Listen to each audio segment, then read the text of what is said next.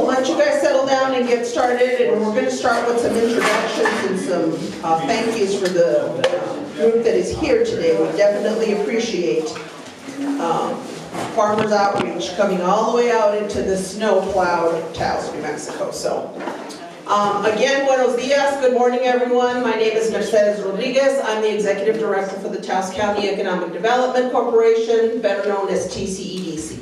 So we've been in the picture for over 35 years. We've had some up, downs, and some sideways situations.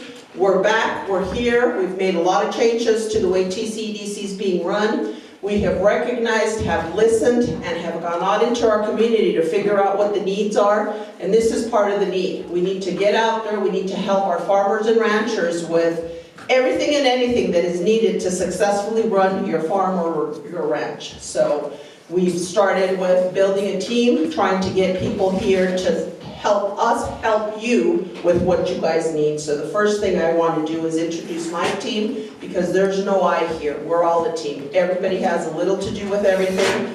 Successes, failures, we're all responsible. And so I wanted to thank my team by, being by my side and making sure that we've made it through almost 4 years now that I've been an executive director. And I'd like to say that we have come a long way and we have made a lot of changes.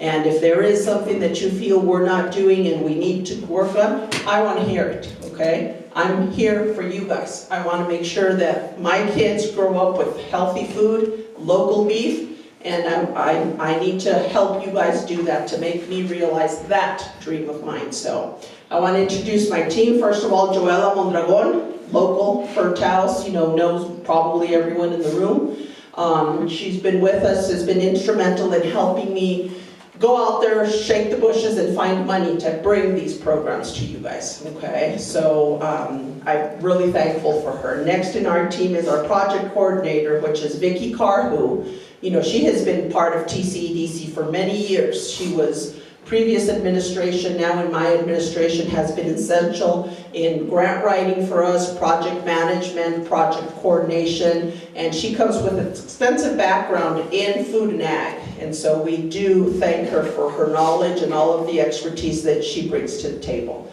We've got Jennifer Perez, who is our evaluator. Jennifer's fairly new to the team, but she does do the evaluation for our grants program. We want to make sure we're transparent. We want to make sure that we're doing what we've set out to do, and we've got an evaluator in our team to make sure that that is happening, okay? I'm going to leave you guys, and we've got Michaela Gonzalez. Michaela Gonzalez has been a part of, in her young life, has been a part of TCEDC for probably over 7 years. She started as an internship. She's still going to school. She's still, furthering her education, but has had many capacities with TCEDC since she started. She comes from a ranching family, so she's very aware of the food and ag sector within the community. Right now she's working on special projects, so she writes grants for us, she helps with the coordination of those grants, she helps with outreach, and really anything you need her for. She's young, enthusiastic, and we're very thankful for having her on our team.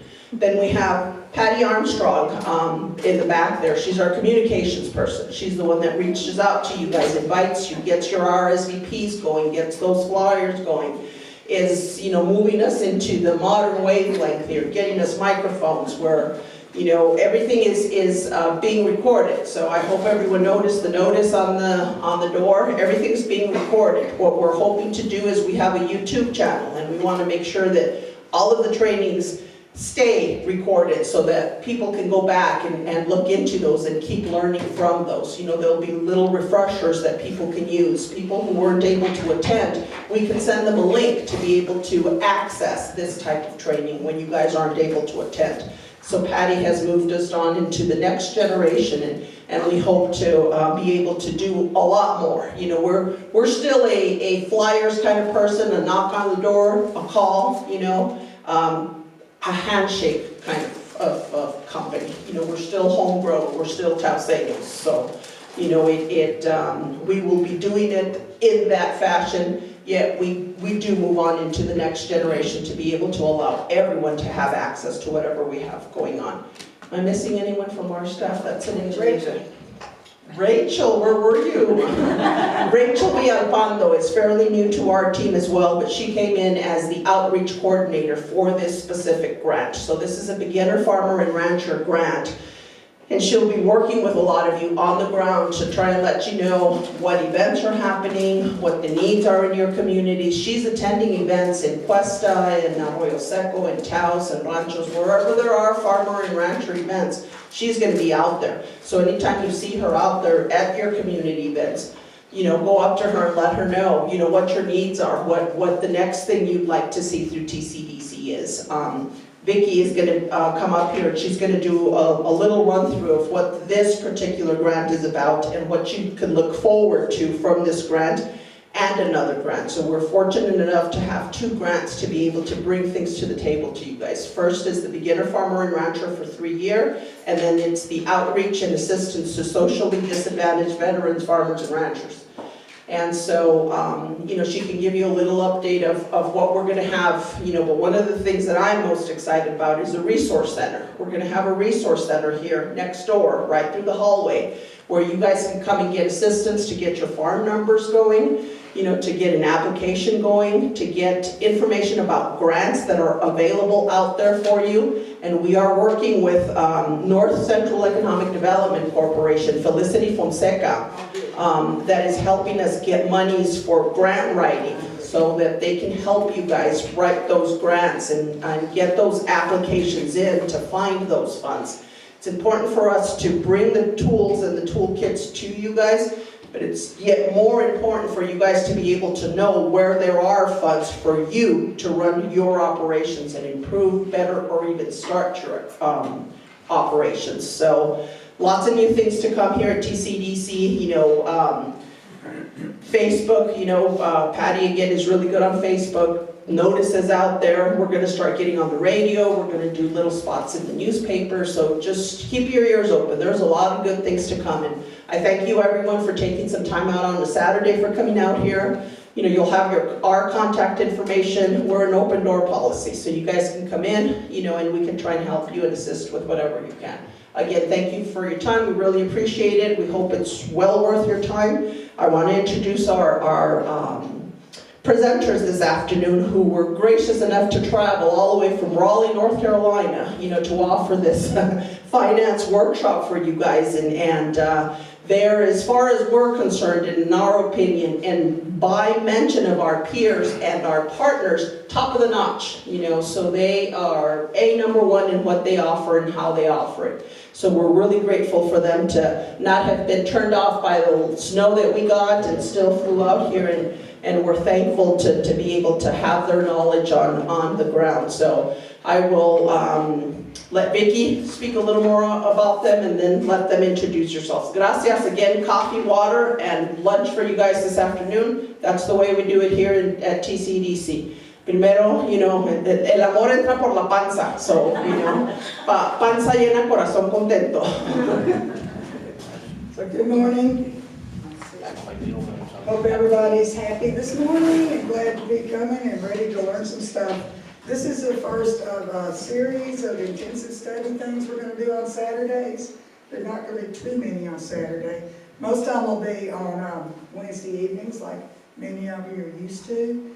This is a grant that's we're supported by the National Institute of Food and Agriculture at USDA, and it's for 3 years to offer educational opportunities. That's what it's all about, is getting you the knowledge and skills and information that you need to make your agriculture businesses successful so you can expand, because as many of you know, we've already proven there's a huge demand for local meat, local produce, local, you name it. There's about 100 times more demand than there is supply. So we're trying to do something about that and help you to make a living in the process. Because one of our ultimate goals here is to see agriculture back in its proper place as a good way to make a living in Taos Valley. So that's at the root of everything we're doing. But we'll be having some, just if you haven't already, sign our newsletter list over here and sign the sign-in sheet, and you'll get information about the things we have to offer that way if you do email, because that's how a lot of our stuff goes out. And then we are also putting out a newsletter So we'll have printed copies in here soon. Most of the time, it's just been online, but it's going to get printed too. So let us know if there are other things we can do to help you. This, like she said, is the beginning Farmer Rancher Grant. We'll be having Wednesday night sessions, and some of them may be during the day, with Alianza here in town, and they'll be talking about regenerative ranching. So there's a lot coming up. The Resource Center we hope to have ready by April. That's what we're aiming at. Or at least have it functional. If anybody has books or any kind of educational materials you'd like to donate, we'll take them. We've got bookshelves and desks. We're going to have a public access computer in there. So if you want to come in and look up stuff, we'll have stuff already preloaded that's appropriate. So we want to help you find the funds that come to you. And our other grant, the outreach one, we'll be concentrating on things like the value-added producer grant that gives money directly to the producer, and the SARE grants. There are some out there, but you got to jump through hoops. Some pretty difficult hoops sometimes. So if we get started early, then we help you get through those hoops, money's there. It's just how to get to it. So that's kind of what we're doing. That's part of what we're doing. We so appreciate our presenters, and I'll let you take it away, Nadia. Buenos dias. I hope everybody's doing good today. Thank you for having us. Like Ms. Vicky said, we are from Raleigh, North Carolina. My name is Nadia Romero. I am the program manager for Farmers Outreach and the Tennie Agriculture Group, and I am here with Mr. Tennie. He is the CEO of Farmers Outreach and the Tennie Agriculture Group. We are based in Raleigh, North Carolina, but we work with farmers all around the country. Our mission is to empower farmers and ranchers, try to bring this type of information to as many farmers and ranchers that we can around the country, including Puerto Rico and Hawaii. As we all know, many farmers and ranchers don't get as many information to be able to expand their farms and, just be scalable in their operations.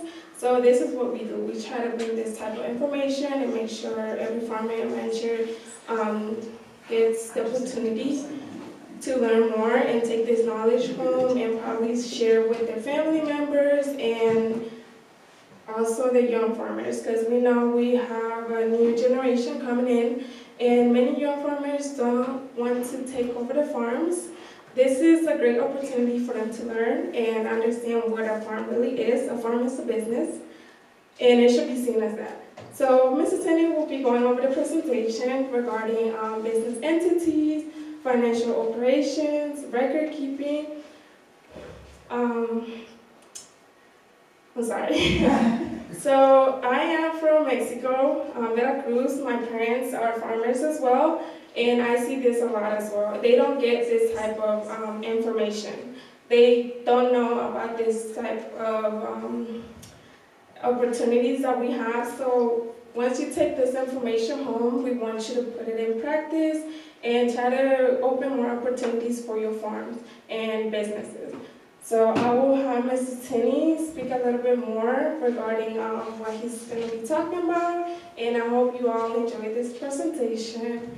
And gracias for having us here. How many people here speak Spanish? Okay, we have I speak Spanish as well. So yeah, and if you don't have a bag, please raise your hand so I can provide you with a bag. Thank you. I just found out, I forgot to ask y'all something. If you have a question, and Mr. Tennie, and of course we always encourage questions, so if you have questions, we have this new microphone, see, wireless mic. So raise your hand and we'll bring this mic to you so everybody can hear it. And that way we'll get the questions on the YouTube recording. Because what we've seen is that you can't hear the question, that you hear the answer, but you don't hear the question. So if you just remember to raise your hand with the questions, and we'll bring you the mic. Thank you. Sorry, I forgot that.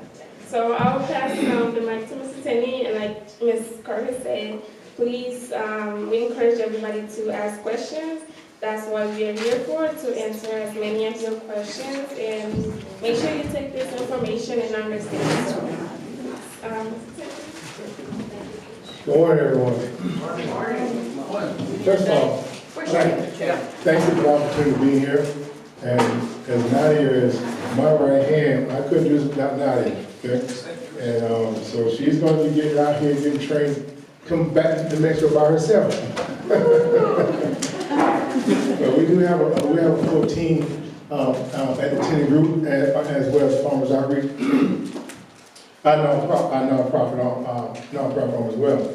But again, I want to thank you so much. My name is Darrell K from the Tennie Group, and also Tennie Agriculture Group, Farmers Outreach, our nonprofit, as well Agribusiness Crop Insurance Group. Okay, I am a crop insurance agent, and our agency is called AGBI, and we serve farmers across the country right now in 22 states. Almost certain New Mexico is one of our states as well, and that's one of the things that we do provide. But today, we want to talk about the agribusiness way, okay? And we want to talk about our mission is to educate and empower everyone in understanding accountability to ensure sustainability for the solid foundation. We get ready to amend that motto this year. We get ready to amend it. And it's going to say, our mission is to educate and empower everyone in understanding accountability to ensure sustainability along with scalability. We can really add that word in here, scalability, okay? So we want our agribusiness men and women to understand how we scale our businesses, okay? This thing called the agribusiness way. We have that trademark. We trademark that, okay? And one of the reasons we trademark that, quick history of myself, spent 20 places in corporate America, come from a small town in South Carolina called Brixton, South Carolina, in tobacco country, where I grew up in the tobacco country. And South Carolina State alumni, undergraduates in agribusiness. But one thing now, when I went to corporate America, people ask me all the time, they said, what's the biggest thing that you brought from corporate America? And the biggest thing I brought from corporate America, some have tellers, others have bankers. And I was determined, when we developed our firm, to grow and build our entities, our businesses, our individuals, and understand how to use financial services from institutions, preparing us to be scalable, preparing us. One of the positions I had, I was just working for Revlon Cosmetics, doing out agriculture, but we bought freight department worldwide. I bought freight department worldwide for Revlon. But one of the things that I've noticed that when we went to a lot of our small buyers, our small vendors, they wasn't prepared. They didn't understand the lingo. They didn't have their businesses prepared. Individuals was buying. Understanding we wanted to keep them in business. We also worked a lot with several states, DOT, a lot of the DOTs and stuff. And one thing is that we want to keep our contractors in business. But the same thing with our businessmen and women. We want to keep us in business, but we want to show them how it works, okay? We have offices in North Carolina, South Carolina, have offices in Mississippi, also Arkansas. We're working on Las Vegas. We just ran a launch in Puerto Rico as well. We ran a launch in Puerto Rico, and we're working for the project in Las Vegas to put office in Las Vegas. But we would love to have an opportunity to be in this area as well. We'd love to have an opportunity to work out. I was talking to the ladies this morning, and thank them so much for this opportunity. We would love to have an opportunity for them. So, if you don't mind, I would like to, if I could, we can let everyone introduce themselves, tell me your business, or if you're not in business, what your goals are in getting into business. And if you don't mind, we can start at the back, if that's okay. Jose Romero, we do farming in Romundo and in Costillo. Okay. Andy Romero, I do farming and ranching, and been doing it for a little bit. And never made any money, so that's what I'm We're going to make you make money. Andres Romero, I've been farming and ranching also for about 25 years here in northern New Mexico. Okay, all right.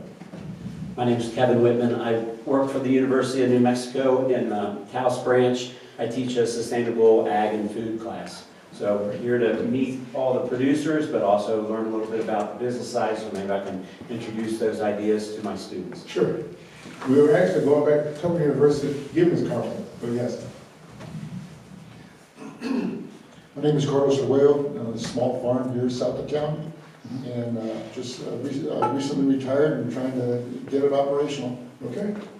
You got something for retirees? Donaciano Romero, farming and ranching family in Des Moines, and here for much of the same reason as Okay. Carlos and the others. Okay? Appreciate the opportunity to be here. Thank you for the opportunity. Otro Romero, Donaciano Romero, and from Des Moines, and I see our neighbors there in Monto, and the same thing, see if we can learn how to make some money. Fernando Medina from Tajpan. I grew up on a tractor with my dad and my grandpas, and nobody's ever made money, so it's nice to try to figure something out. Okay. David Romero from Ranchos. Small little farmer, and I'm learning, and everything's gonna be like little nephews. I'm gonna pass everything to him. Rosalie Mondragon, he's my uncle, Uncle Dee, the little one's mine. We have beef and lamb, and we're trying to do direct to consumer. So that's what we're trying to do, because, you know, like everybody here, we're just trying to figure out a way to keep this going and get directly to consumers, because that's where it's at, healthy foods, healthy people.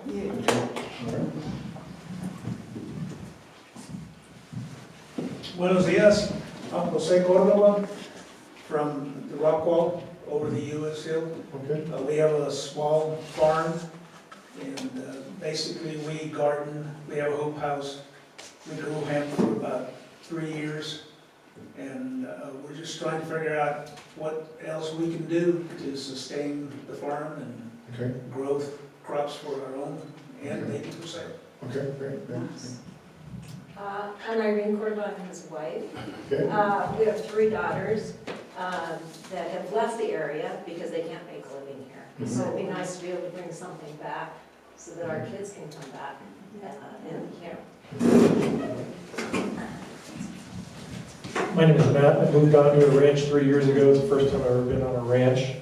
And I'm raising lamb, and I've got a 3,800 square foot greenhouse that I'm filling up with stuff. Turn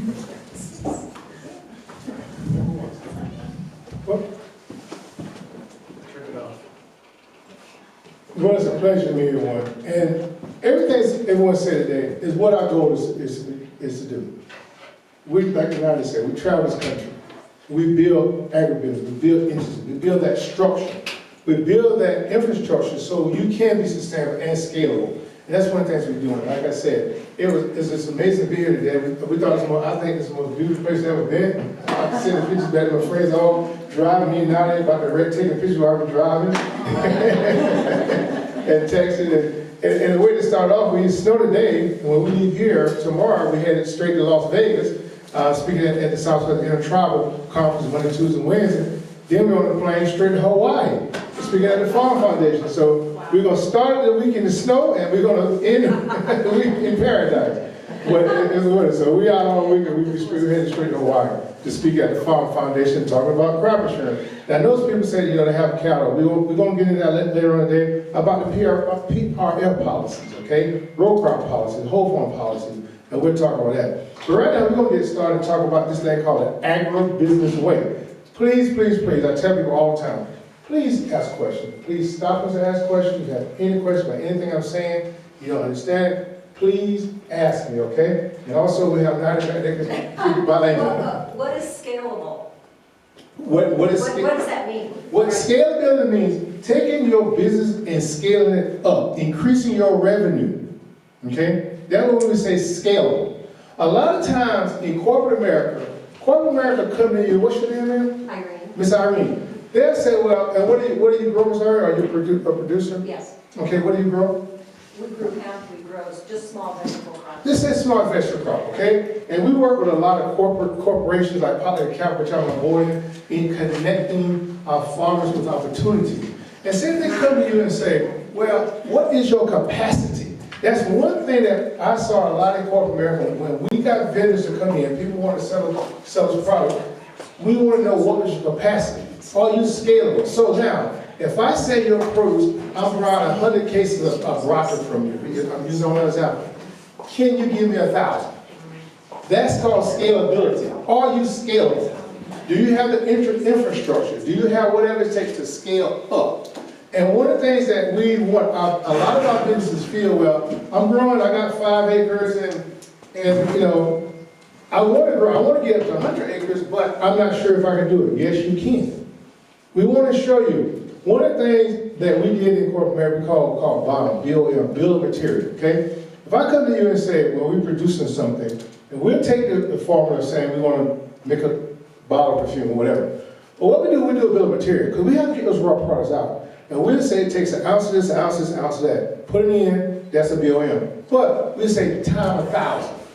So when we go to when we went to a lot of the suppliers, we would take a BOM called BOM to them and say, can you give me more if I need more?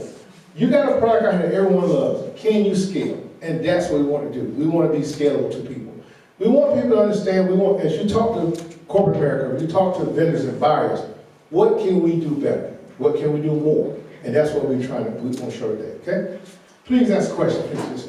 I grew up in California. I grew up in California, a long way from South Carolina. And I abused my ears when I was young. So I'm having a hard time understanding everything you're saying. Okay. So I just request that maybe you slow down a little bit. Absolutely, absolutely. All right, I'm going to slow down. I'm not used to talking to the mic. I talk so loud, so I'm trying to get used to it, but I'm not, I do all that for slow, okay? All right? All right, any more questions before I get started? Okay? Now, sorry, that's a southern accent. Yes,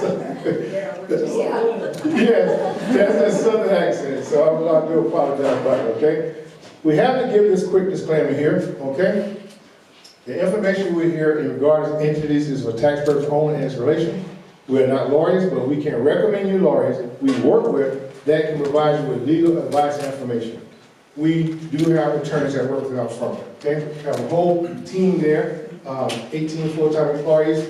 We just purchased our building in which we're securing our corporate office location, so we do have attorneys that we work with, okay? Now, today, we're going to talk about providing consultancy and training services in financial planning and agribusiness management, okay?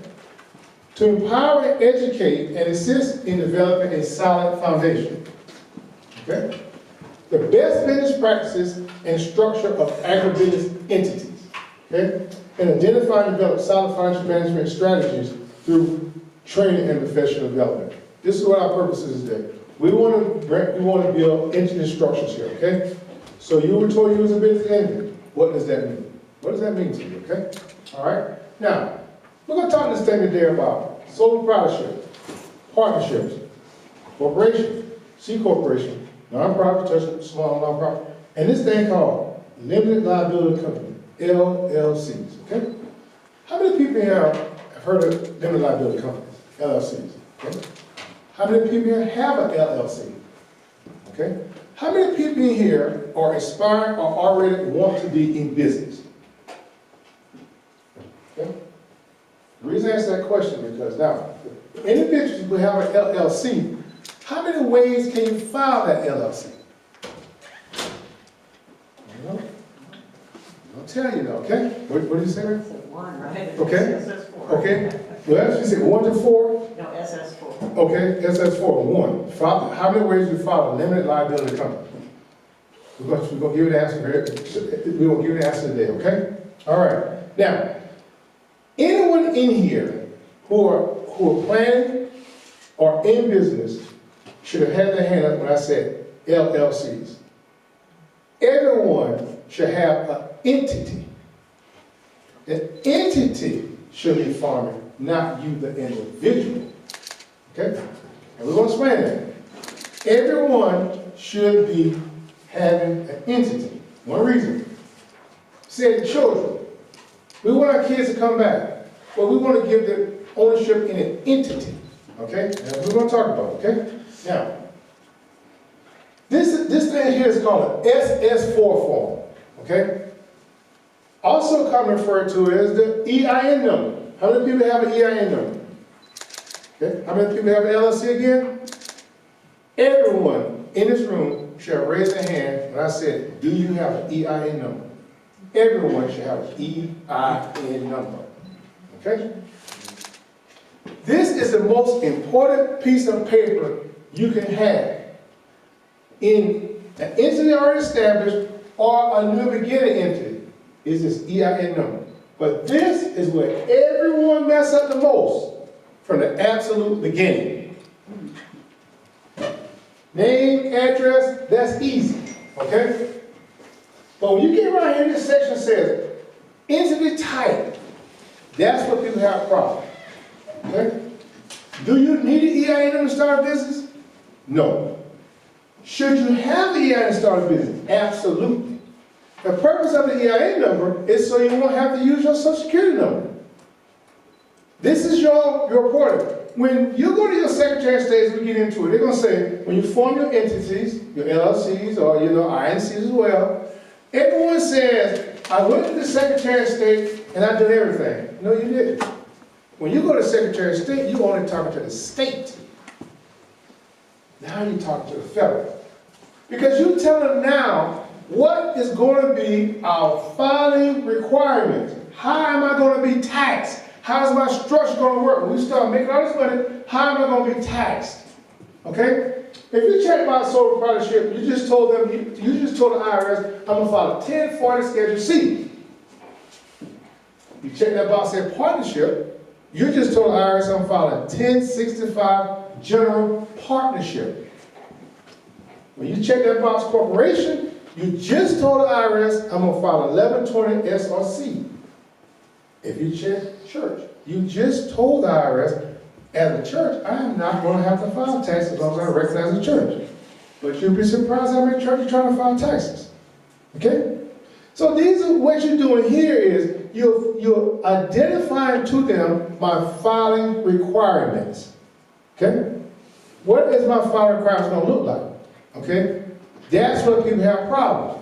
Because they don't know, number one, they need this form. Number two, you should always start with EIN number.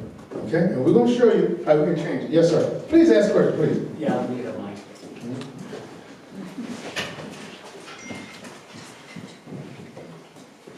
So,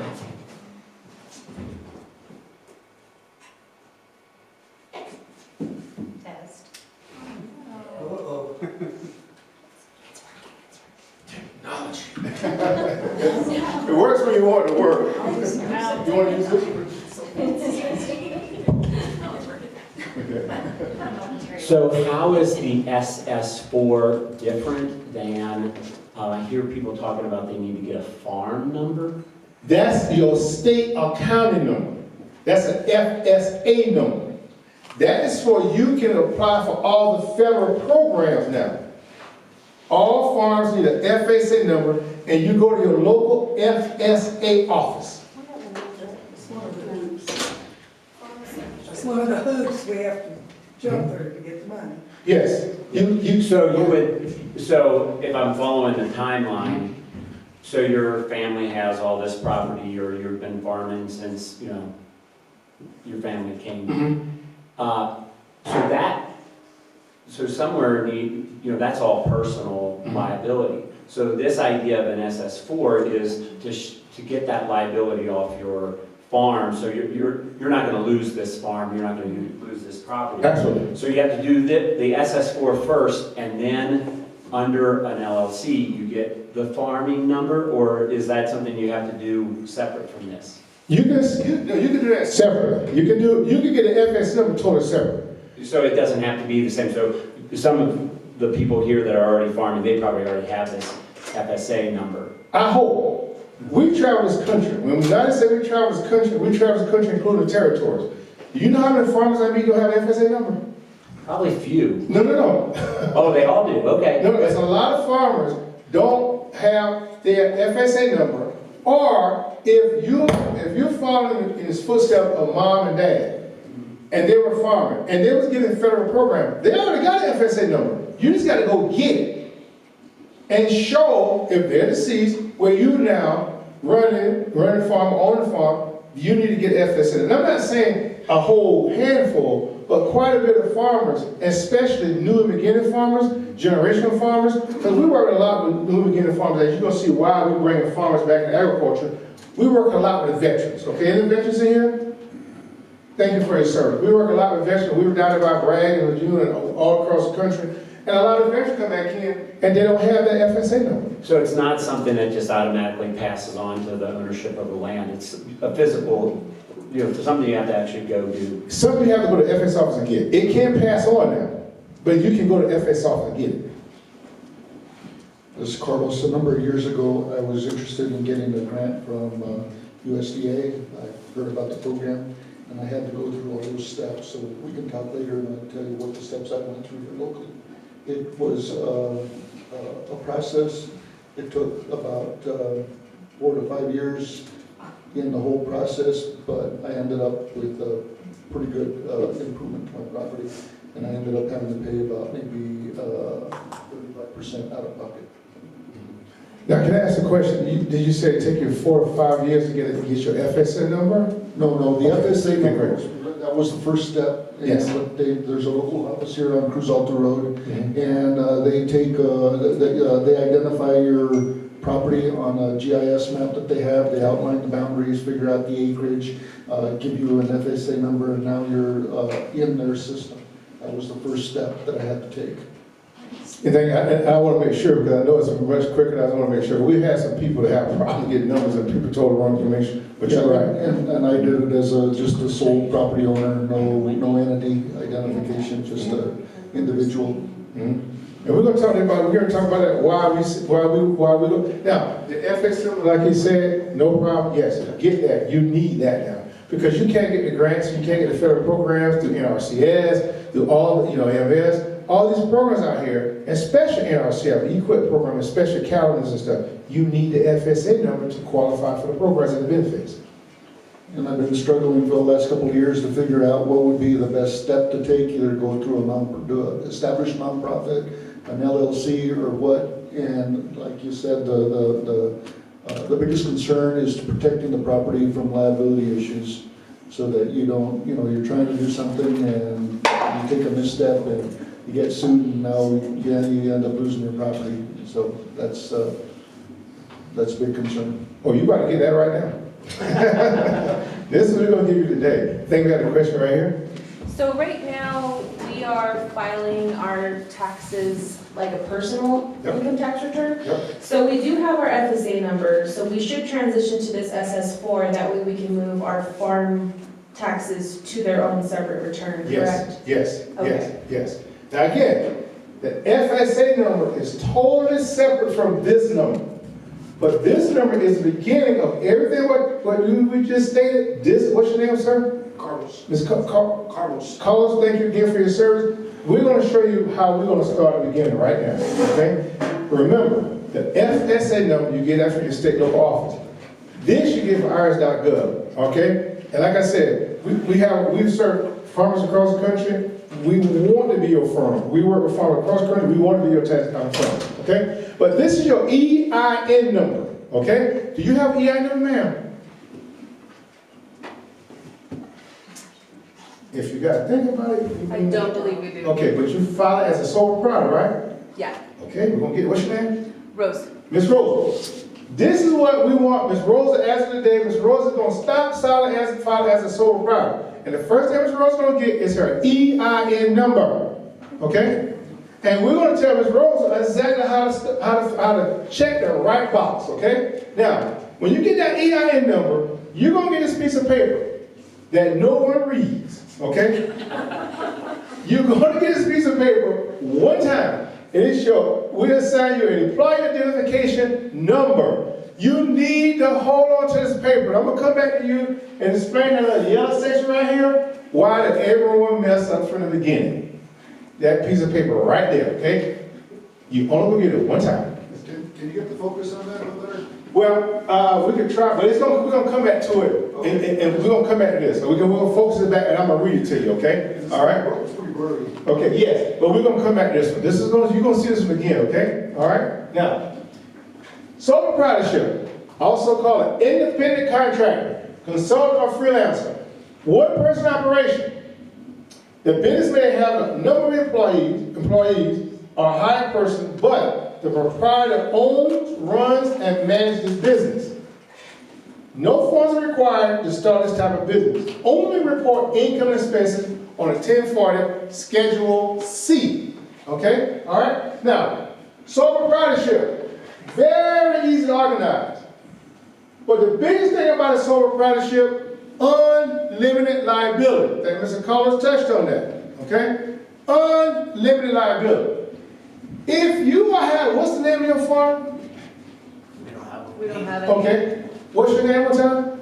What's your name? Rose Montrose. Miss Rose, we're gonna say Miss Rose's farm, Miss Rose Farms, okay?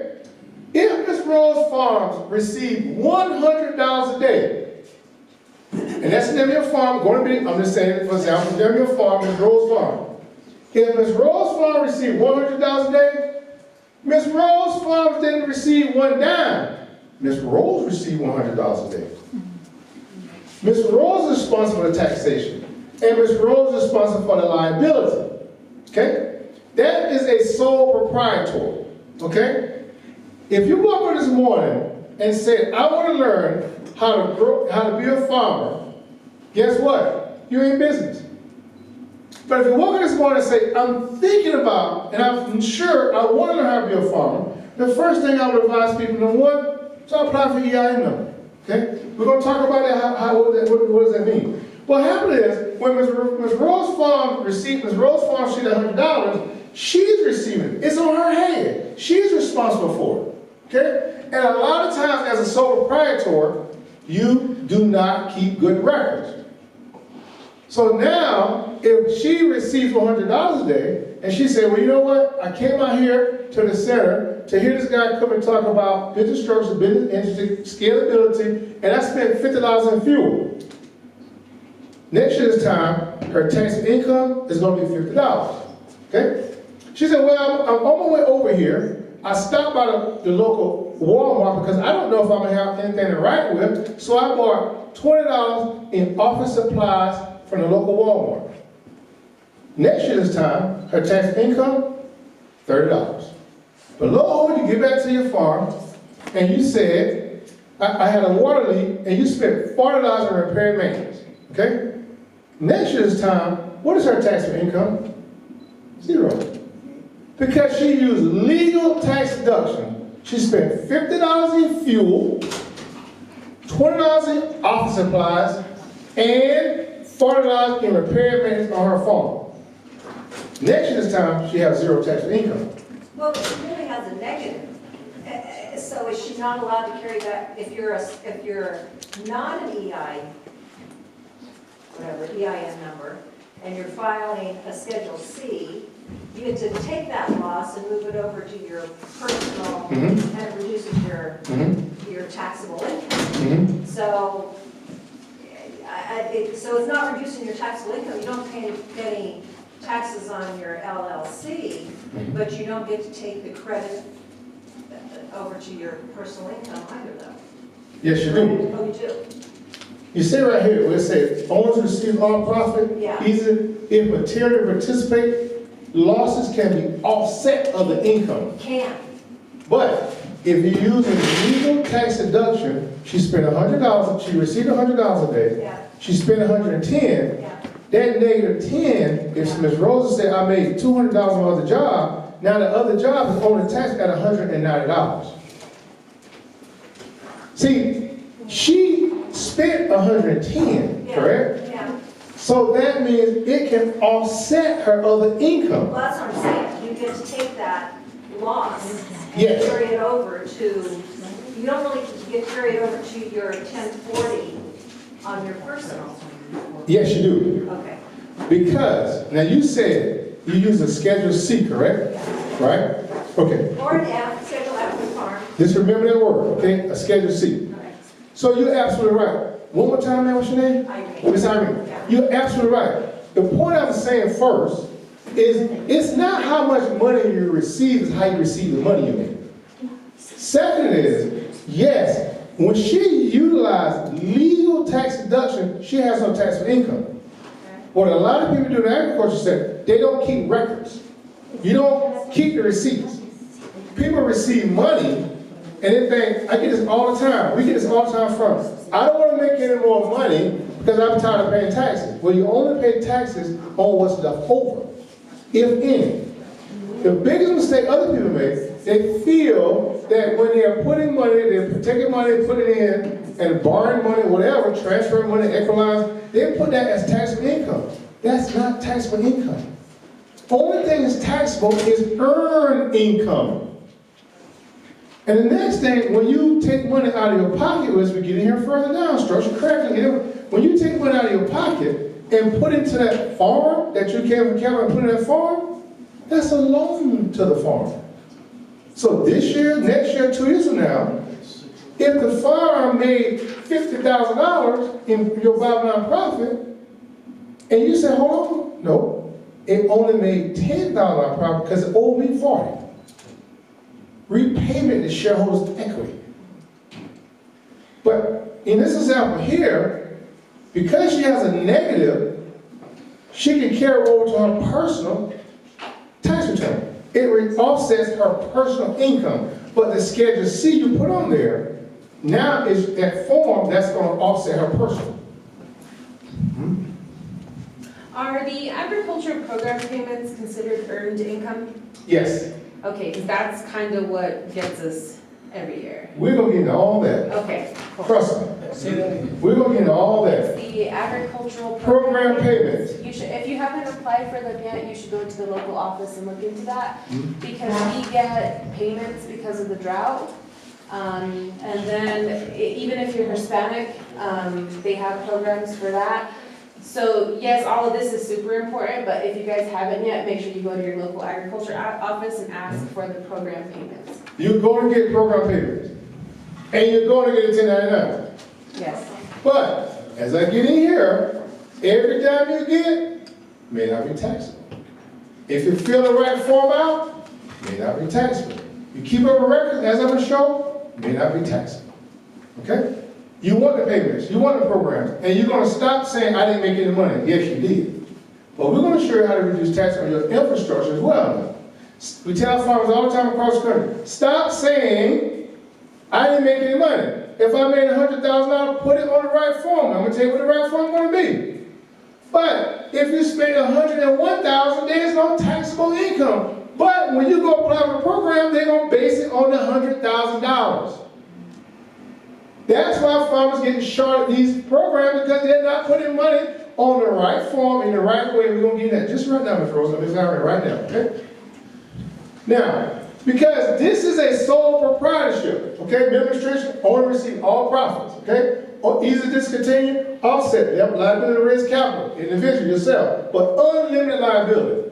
But one thing a lot of our farmers, I'm saying farmers today because we're speaking with agriculturists, I like saying agriculturists. The one thing agriculturists we see all the time, people come in our farm starting their business, okay?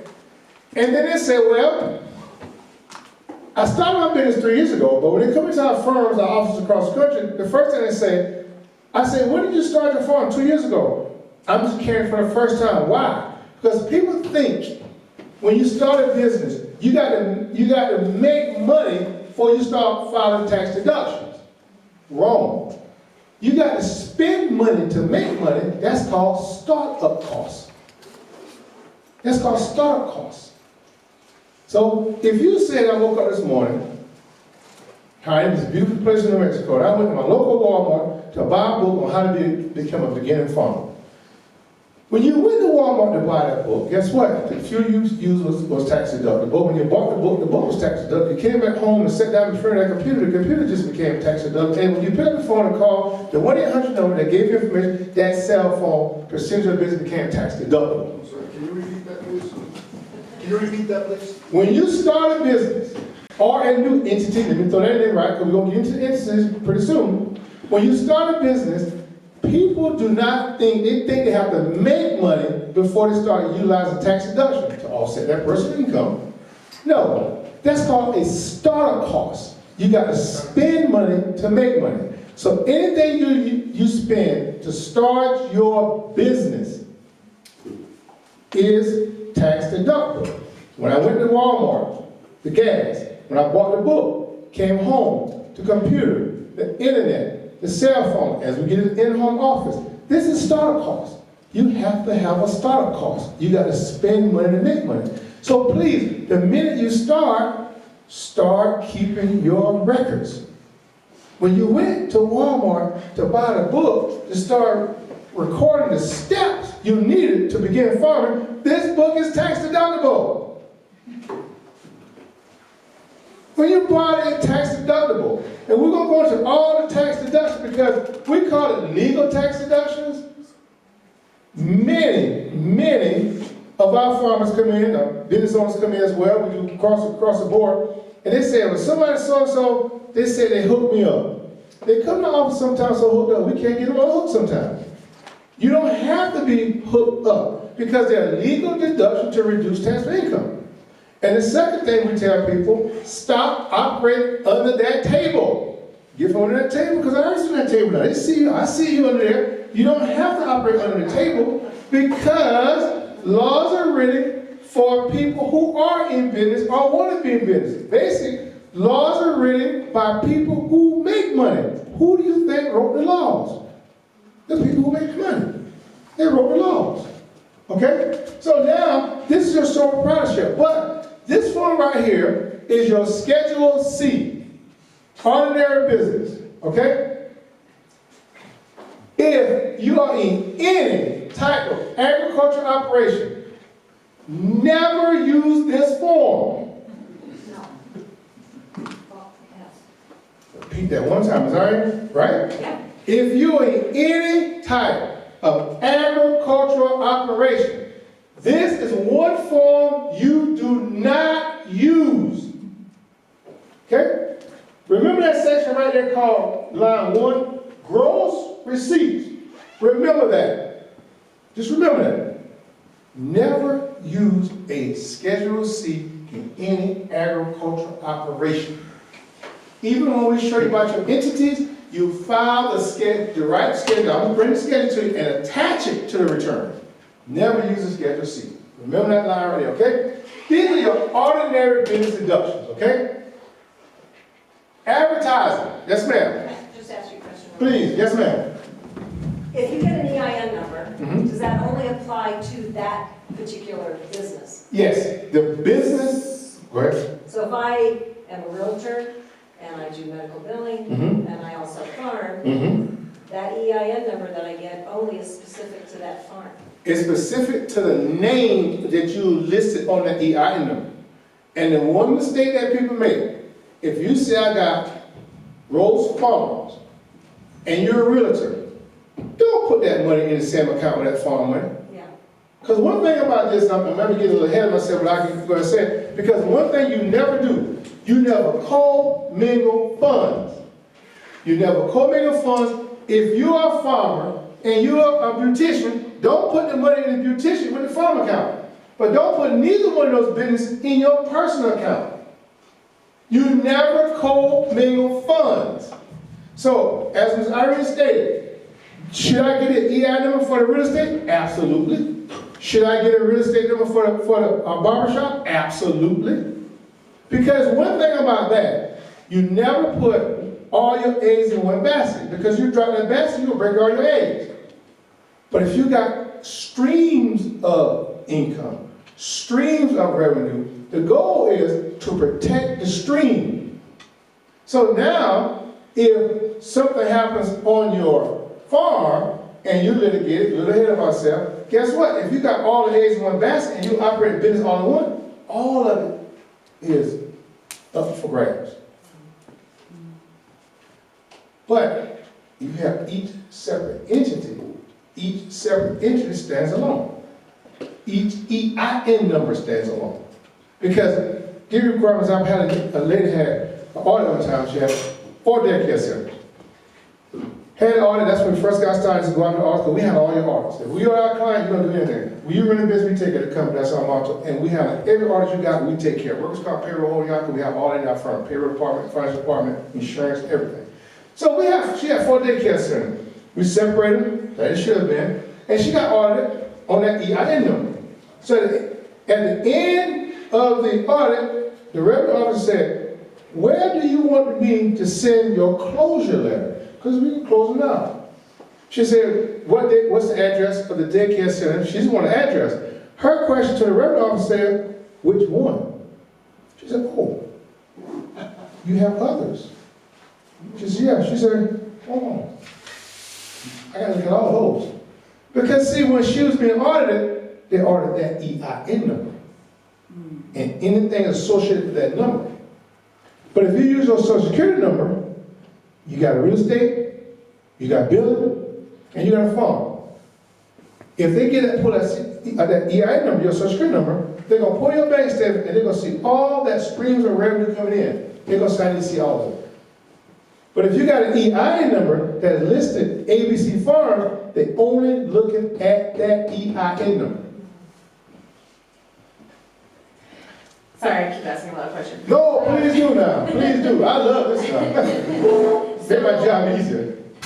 So right now, we don't have an EIN, so we do need to get an EIN so we can start filing the farm. Today, Yes. online, or you can call our firm Tuesday, we'll get it for you, okay? So me and my husband, we both still work full-time, so we should be filing farm stuff on its own return. Absolutely. And personal on its own return. Absolutely. And then my other question is, a few years ago, my husband was an independent contractor, and they changed the tax laws to where we couldn't write off this stuff. We couldn't write off his jeans, socks, boots. Have they changed, or are farm taxes different to where the deductions haven't changed? Okay. They didn't change the laws. Like I tell you all the time, it's not what you take to audit, it's what you say at the audit. Okay? Your husband's a contractor, right? He was. He was a contractor. So he had to buy these jeans that he needed to go and coveralls and everything. That's uniform. Because he needed for his duty, his work. But they didn't let us deduct them. What did you tell him it was for? His job. Now, I'm gonna say this like this. We do this a lot. You can say your job, right? It used to be the law that changed was what they call unreimbursed employee expense. If you say it, now they changed that law. If you say it now, I need this for my job. But if your job didn't reimburse you for that, you could claim that. They changed that. Now, a lot of times we argue with laws, but we're not scared because we know what the laws are. If you say, I purchased a hat, I'm a farmer, I'm a contractor. I need a hat to protect it from the sun. I need a hat to protect it from the rain, whatever, because I work outdoors. That's a legal tax deduction. If you say I'm outside, and I'm a contractor, and I buy, what they call, the long johns, to keep me warm, that's a tax deductible. That's tax deductible because it's basic for your job, right? Now, it's called uniform now. Wait a minute now. Let me repeat this. Let me back up. Is he a contractor for his own self or he work for someone else? So he was a contractor for my uncle's LLC. But did he have his own business? No. Let me back up. You can't deduct that because you said it's for your job. The law that changed was unreimbursed employee expense. That's what you're speaking about. See, I'm talking about business today, okay? I'm sorry. So no, you can't. But if he was following Schedule C, he could. The law that changed was, if you said, my job didn't pay for my computer, my job didn't pay for my uniform, or if I was a contractor and I needed to buy boots to go out to work, my job didn't pay for that. They used to give you up to a certain percentage of unreimbursed employee expense. They changed that. That's what it changed, okay? So like, let's say today, Jose had to buy a pair of boots for the farm, we could deduct that. On the farm? From this schedule. Yeah, Yes. if we don't, independent contractor, it's a whole mess. Yes. But if we had to, let's say for the farm, we could deduct it on Schedule F. Yes, and he can wait to work on his job. Yes. Yes. If the farm bought it, or he was to file a Schedule C, because you're going to file as a contractor, or we're going to stop with Schedule C, yes, the answer is yes. Yes. Anything you purchase for the farm, yes. That's a tax deduction. Anything you purchase for the farm. So I want to make sure I get that clarified. The law that changed was unreimbursed employee expense, but he couldn't claim it if he's saying just for him. I'm talking about business, okay? Yeah. Okay? So yes, yes. But you can buy them boots as a gift too now from the farm. My question is hypothetical. Let's say you've got an LLC or you've got a sole proprietorship.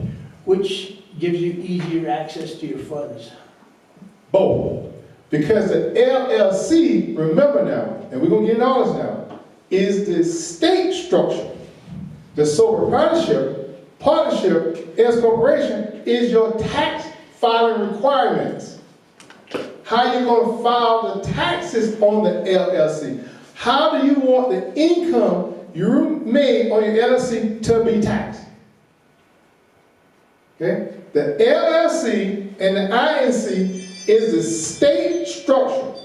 That's it. You told us, the state of New Mexico, that I have this LLC. That's it. The state of New Mexico don't care how you file it. They don't care nothing about the IRS. Because you only talking to the state. When are you talking to the IRS? When you fill out what? The EIN number, the SS4 form. Now you're talking to the federal. See, when you go to the Secretary of State and fill that form out, what's your name, sir? Andy. Mr. Andy? IRS don't use this. They don't use this. Because you only fill out a state documentation and file in the state of New Mexico saying I'm a legal entity within that state. IRS know nothing about you. Now, when you file your Schedule F, and you put your Social Security up there, and you file, now they know you exist, because you're going to put Andy's forms on a Schedule F on your personal tax return under your Social Security number. But you're not going to do that, Mr. Andy, because you're going to go, when you file the LLC, you're going to apply for EIN number. Now they know you exist. But when you apply for the EIN number, they're going to say, how do you want to be taxed? How do you want to be taxed? How do you want this EIN number to be recognized? Because when you said that I'm going to come back to that one, because you're going to say what I'm saying. That's how we're going to identify how you're going to be taxed. Remember I said, where do people mess up the most? From the absolute beginning. Because Mr. Andy might not got an EIN number, right? But he's going to file a Social Security number. And Mr. Andy probably going to go out here and file a form and put everything in him and his wife's personal account. You never do that. You never commingle funds. Never commingle. Even if Mr. Andy was a sole proprietor, he'll start you, put a West Farm and start you another business account. Never put the funds in one pocket. Good question. I hear what you're saying, and I've got this old idea in my head, which is until I'm growing a lot more stuff on the farm, the biggest thing on the farm is my wife. She's got a full-time job, and she's paying 20 or 30%. And so recovering that is the biggest thing on my mind. So that's what I'm trying to. That's what's keeping me from thinking about. It's what's keeping me co-mingling funds, because it seems like it's easy for my losses to be a gain on her income tax. It's easy for you to fill the Schedule F out and attach it to your income tax, like savings Irene. It offsets her personal income. It still will. Okay. Yes, because when you fill the Schedule F out, you're gonna put it on your personal tax return. You spend $10,000. Your wife makes $200,000.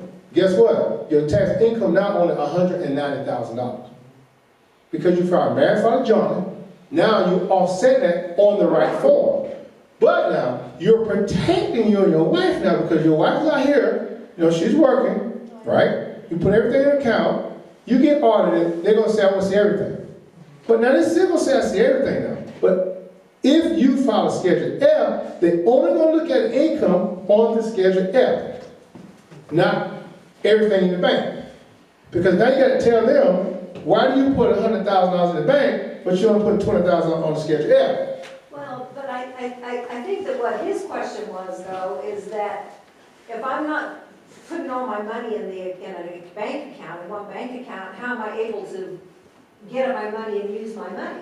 Because I can't have one account here for this and one account here for that, and then I need to spend this money, so now I've got to move money from here to here so that I can... Loan your business out of your personal account the money. Oh my God, that's a bookkeeping nightmare. No, it's not. If you're not an accountant. But I think the biggest thing is liability. What I'm saying, you're saying that's a nightmare. No, it's not, ma'am. Because he is putting all his money in one basket. Yeah. Ain't nothing wrong with that. Yeah. But he still got to file a Schedule F. So what you want to do, if you put it all in one basket, now you got to figure out what's the groceries, what's the car wash, what's the maintenance, what's everything. But if you put it in one account and put it over here, now you gotta eat, that is an easier nightmare. You create a nightmare by putting everything all in one account. But if you separate it, this is yours. All the money you made there, your wife get a W-2, right? So guess what? His wife is paying taxes on $200,000, right? But by the time you take your earned income credits, if you qualify, the home mortgage interest, the children, the farm, whatever. That's the farm's over here. Now, your taxable income is down to your adjusted gross income, because you have adjusted gross income, right? In a normal situation, he has an adjusted gross income. He's paid tax on $200,000. But when you get your adjusted gross income, your adjusted gross income now is only $100,000, right? Here's your tax refund. Thank you. But wait a minute. His adjusted gross income went down to $100,000, right? Because you do have adjusted gross, right? I've been paying taxes all year. You've been paying taxes all year from your income, right? But once you start utilizing all your earned income credits, of course, your SEP IRAs, all your little tax shelters and stuff, that's called adjusted gross income. So now, he's down to $100,000 adjusted gross income, correct? Well, wait a minute. Got another $10,000 to add to that. That's Schedule F in. Okay? Now, his adjusted gross income is only $90,000. So you've already paid taxes on $200,000, right? Every time she get paid, Social Security, Medicare, and unemployment. We're going to talk about that too. Right? Right? But now, in a year, by the 15th, he got to file his personal tax return. Now you'll claim all your income credits and your phone. So I'll just add, we belong to a credit union. It's really easy to get another card and another account. Yeah. You just got to remember which card to pull out. Exactly. It doesn't cost anything. It doesn't cost anything. But say what? But guess what? You pulled the wrong, what's your name, sir? What's your name? Matt. Mr. Matt, you pulled the wrong card out. So mine is I pulled out my personal card and I bought this fertilizer, my personal card. But guess what, Mr. Matt? When you get ready to pay the bill out of the account. Out of the what? Out of the farm account. That's all you gotta do is pay the bill out of the farm account. That's a legal tax deduction. Because even though you pull out the wrong card, long as the farm account is paying for the expense, that's a legal tax deduction. You don't have to worry about getting another card, because you really don't have to worry about getting another card. Because you say it's easy for me to get my personal card than a business card, I'm gonna use my personal card. That's fine. But the different bank account is paying that bill, not you. So I have a quick question again. You mentioned loaning money to the farm account. How would we track that? Write it down a check. Here you go. I owe you a loan, deposit, or transfer. And you denote it on your financials, which we're going to get into. You denote it on your financials. That's all you got to do. That's all you got to do. Write a check or transfer it to the farm account, and you got the date of transfer. And when you keep it on your record, whether you're going to use our system or just put that transfer date. And then when you generate the revenue, that's when you would pay back? And then you pay it back. Repayment is shareholders' equity. Okay. You repay it back when you generate. It don't have to be this year. It can be next year. Pick a year after next. As long as you got records that you put that money in that account. The IRS will tell you one thing. Never commingle funds. Never commingle funds. They'll tell you, they want you to see a separate account because it's easier to track. It's not a nightmare for us now, but it's not individual, it's not a nightmare because every dime that he put over here, that means it was a business account and a business expense. That's all the IRS want, that bank account.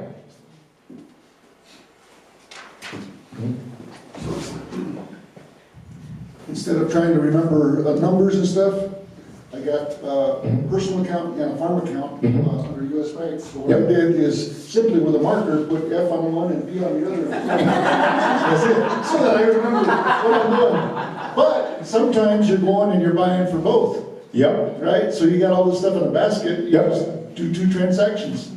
When you get that receipt, get that statement, and highlight what was business. Or that's the other thing, you can, mark out the things on the statement. Yep. I find it easier just to Have a separate account.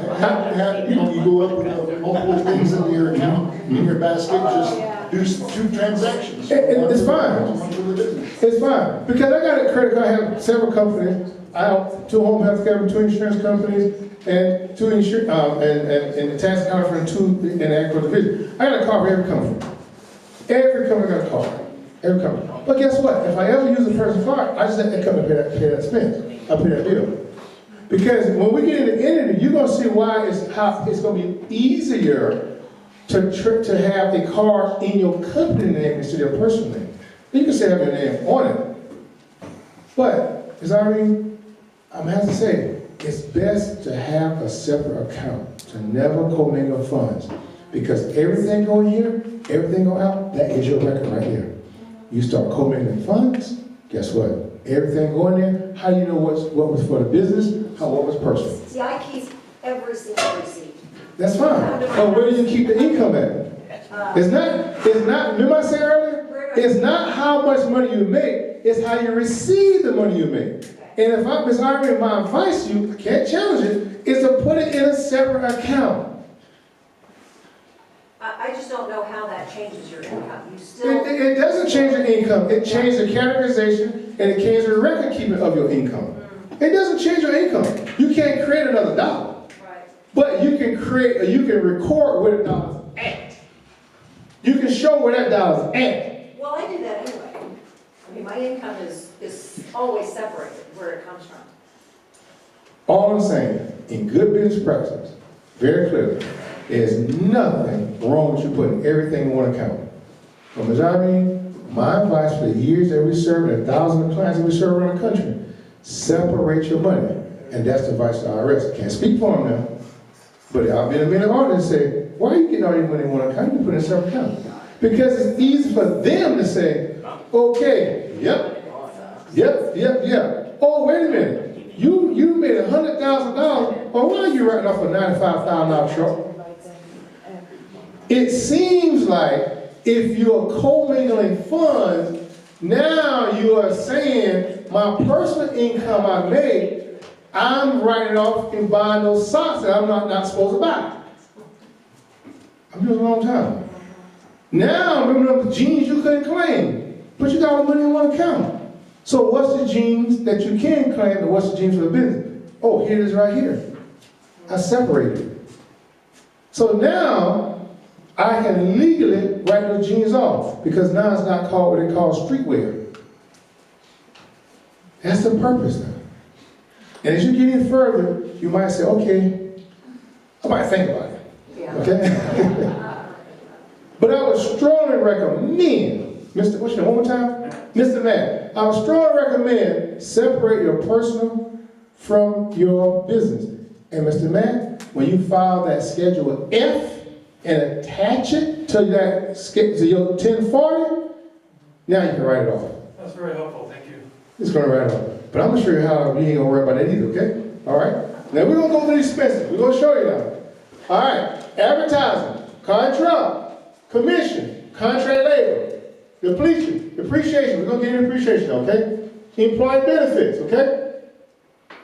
Insurance, interest, legal and professional fees, office expense, pension profit sharing, all legal tax deductions are in their business, okay?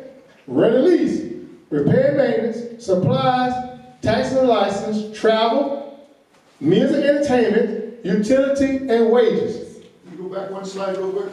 Okay?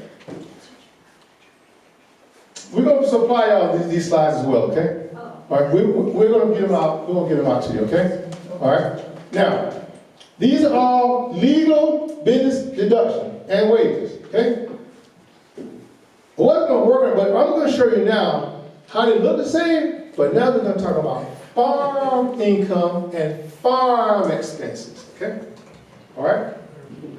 All right? Farm income and farm expenses. They're going to look similar, but we're going to spread it different. Now, do everyone remember that form called a Schedule C? What did it have on it? on line one line for gross receipts. In agriculture income, you never put agriculture income on one line. You tell where it came from. For example, here we go. Line 1, sales of livestock and other resale items. Okay? Number 2, cost and other basis of livestock or items reported on line A. We got a little minus beside it. Okay? Meaning, if you bought a bull for $2,000 and you sold a bull for $4,000, subtract the cost basis. You have to subtract the cost basis. Okay? 3, sales of livestock, produce, grains, and other products you raise. Now we stop here all the time. Because already people came to me and said, my accountant said it doesn't matter where I put the income at. My accountant says sales of livestock and other resale items, it doesn't matter. If I make $100,000, stick it on the first line. That's fine. But when you stick in that first line with Irene, sales and livestock and other resale items, you're not a farmer. You are a reseller. You bought it for resale. Okay? Now, number 3 says, if I put $100,000 down this line here, it says sales and livestock and produce and grain and other items you raised.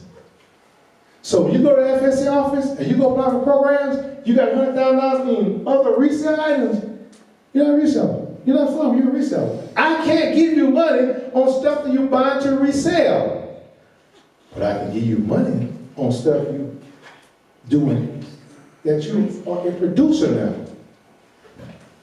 Can you go back to cost basis and explain that a little bit more for me? If you bought a bull for $2,000 and you sold it for $4,000, you still got to subtract what you paid for it. So it would only be a $2,000 profit? It would only be a $2,000 profit. Okay. Okay? Only be a $2,000 profit. And when we get through with the expenses, it may not have a profit in there as well. Okay? You're going to show you that, okay? Because you said, now, we get this all the time. If you bought, say, some peppers, and you took them to the farmer's market, and you sold them, you put that money right here, right there. But if you raised those peppers, and you took them to the farmer's market and sold them, you put that money right there. Because you raised those. So you go to the FSA office, you go to NRCS, you go to all the governmental programs who give you federal assistance. They can see you are now a producer, not a reseller. I'm a crop insurance agent, right? Crop insurance across the country. But I cannot insure resale stuff. I can only insure what you put in the ground and plant. I can't insure resale. Yes, ma'am. Sorry. So just a few weeks ago, we lost a mama and a baby. Would that be as a loss? If, a cow, right? Cow. Yes, because you're keeping up with all the expenses throughout the year that you raised them. Now, you can't say, I wrote this $3,000 cow off, right? But you already carrying the deductions in the feed, the fencing, all the stuff you purchased. That's how you claim that loss. Okay? Now, but if you lose that animal, you can't say I lost the animal. Now, there's a new policy, not new, but it's a crop insurance policy that we can cover mortality. Okay? That's a crop insurance. Okay. That should be crop insurance. That's called mortality. Because see, there's a PRM policy that we insure rainfall on your pasture grazing. Either hand or grazing, we insure the rainfall. But there is a mortality policy that's going to be out there that you can write off mortality. But you can claim the expense of all disposal expenses of that cow. Yes, that's called claimable. Okay? But you can't say I got a $3,000 loss on this cow or cow. Okay? All right?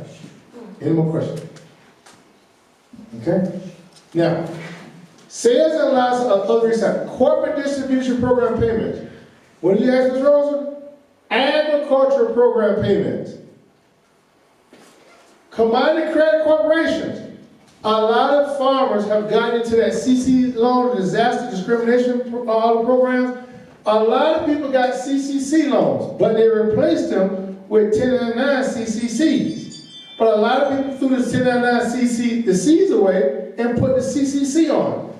But if you're using a 1099C, we're gonna talk about it later, that excludes it, not the CCCs. But that's another 1099 CCC, we'll talk about that. Crop insurance proceeds and federal crop disaster. That's its own line. Custom hire, other income, and gross income. Ladies and gentlemen, agribusinessmen and women, this is the only way you report agricultural income right here. That's the only way. You never put it on line 1 on the Schedule C. You never do that. If you did that or doing that, you're normally possibly paying taxes you don't owe. Okay? Okay? Now we're going to get into the expenses. Now here we go. How do we reduce the expenses? Okay? Now, car and truck expense, chemical expense, custom conservation expense. I'm always stop here. They always say to me, can you write off conservation expense? Absolutely you can. People ask me all the time, am I going to get a 1099? Yes. Normally, yes. Well, they're coming off, I got this 1099, but I don't want the IRS to know I got it. Well, if it's in your hand, they already know you got it. We're just going to show you how to reduce it. If you got $50,000 for fencing, and you spent $49,000 putting the fence up, what's your taxable income? $1,000. Now, Ms. Irene, you got $50,000 for fencing, and you spent $51,000 putting the fence up. What's your taxable income? 0. Now, Ms. Irene, we get this all the time. I don't want no more money because I don't want to pay tax on it. Now, you got $50,000, right?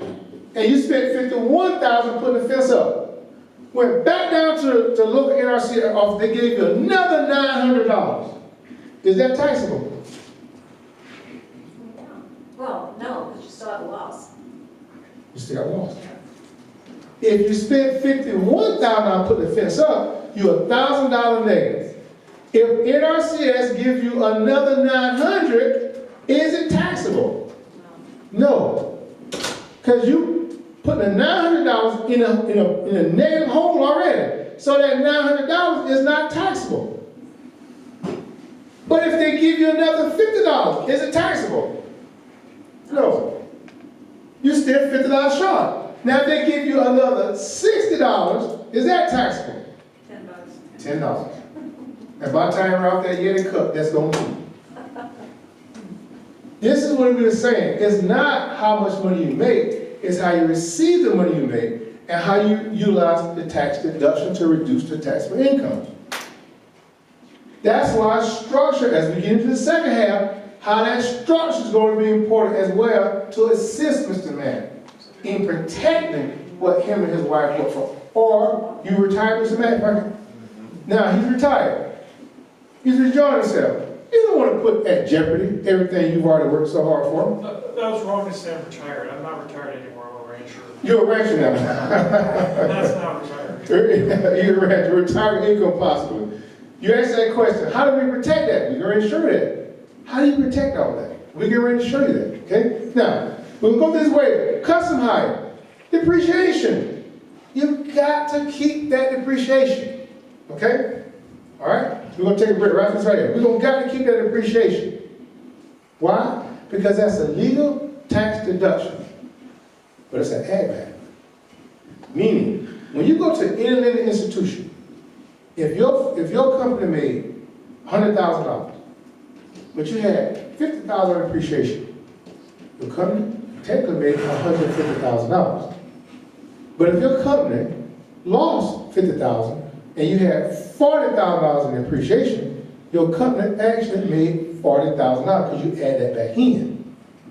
See, what happens is we don't capture depreciation because that's the easy and the best way to reduce taxable income. But it's also interest depreciation is an easy way to add back income. Prime example, I had a client today, trucker company, one of our trucking clients. He bought some new trucks. He had $191,000 in depreciation. But he wouldn't pay himself. Brand new client came in, and he had owed $22,000 because he took $78,000 on a draw. He said, well, I had to show my business making money. I said, well, wait a minute.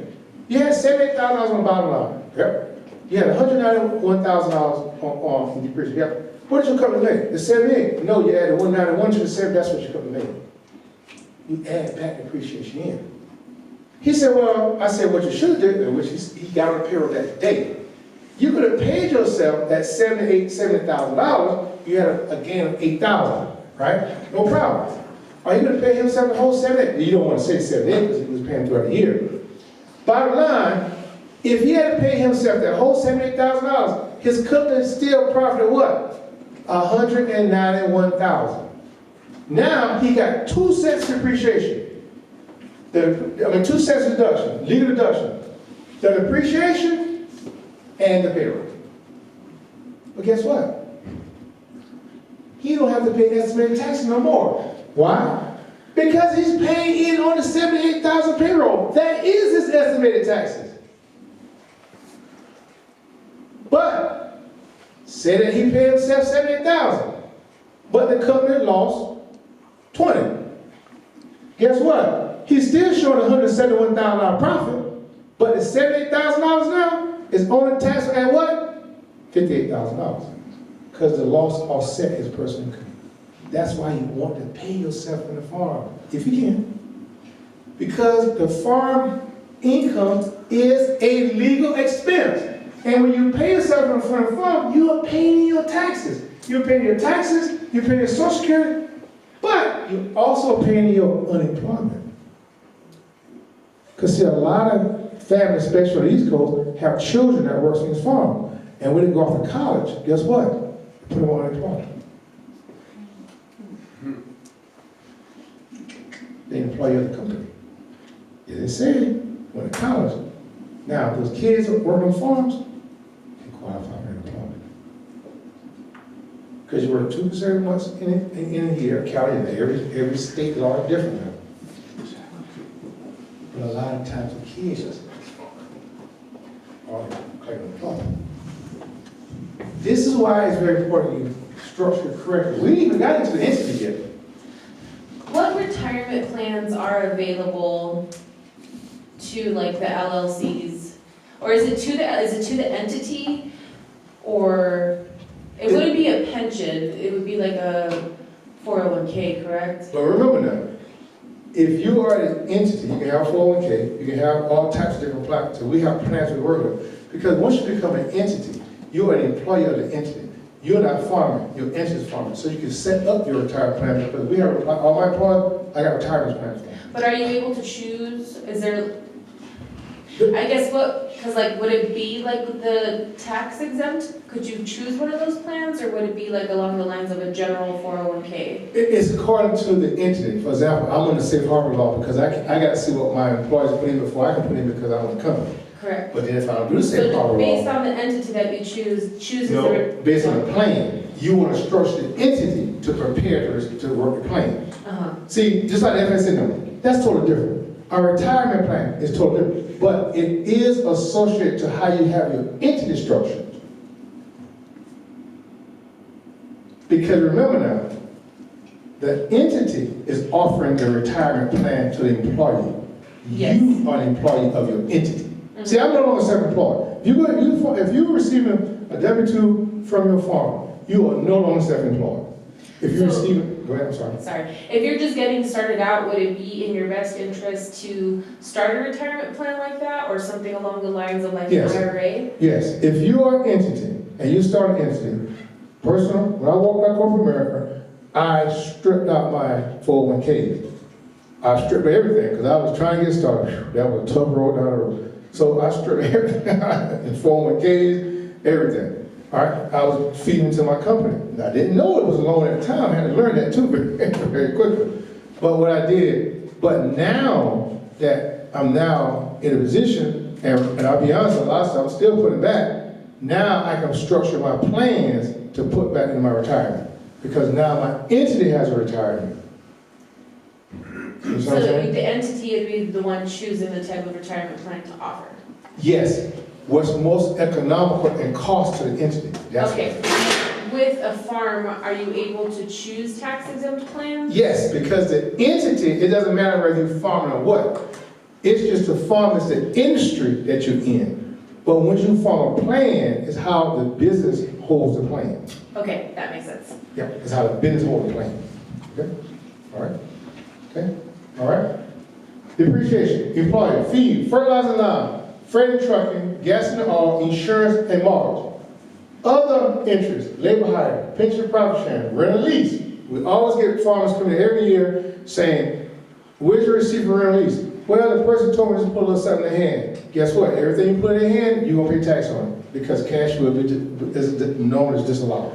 Okay? All right? Vehicle machinery, land animals, repair and maintenance, seeds and plants, storage and warehousing, supplies, taxes, utilities, veterinary and breeding and wages.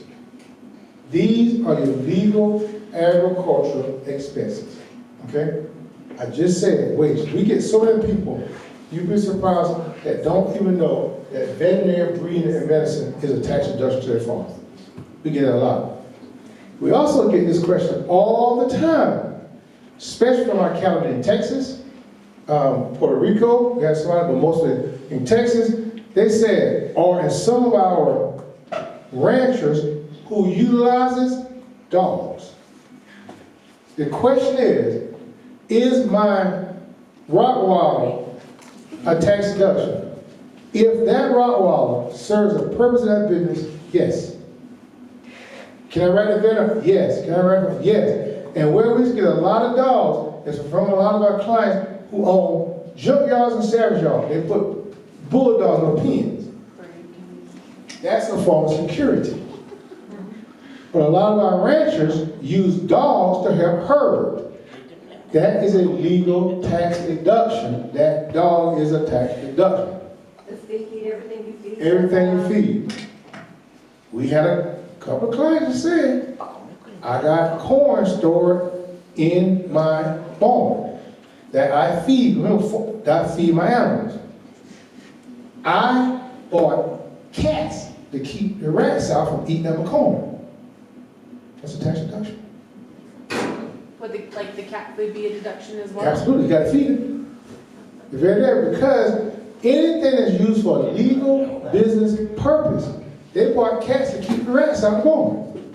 Because they feed, chickens and, naturally it's all feed with corn. These are deductions, legal deductions that can be utilized, okay, to reduce taxable income, okay? Now, the only way you file agricultural income is a Schedule F. That's the only form you use. Now, if you want to take a quick break, we can come at that, we can take a quick break. Okay? All right. Okay, all right. Sorry, what are you going to do? No, it's not. I want to clarify something. I told Mr. Clarence, I'm going to clarify something. I say we're starting off here in the snow and we're going to next week in Paradise in Hawaii. And Mr. Clarence made it clear to me, I'm in Paradise now. So I want to 100% agree, I'm in Paradise now. It is so wonderful.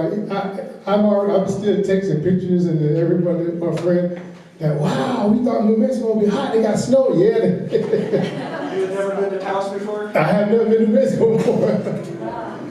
So it is beautiful, and as I said, I would love the opportunity to come back and visit your farms, your places and stuff where you're at. I would love that. And I was telling Nadia, I want to get on these hills, I would love to get on these hills and stuff and everything. I love that. I love that. So I'm in Paradise this time. I am in Paradise right now. All right. So I hope everyone enjoyed everything so far, and I want to say it very clearly.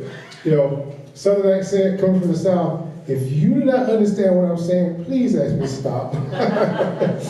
Now they tell you every new hire you hire in a firm, the first thing they tell them, if you don't understand what you said, ask them. Because we don't understand what you say half the time. And so my Southern accent, Southern also.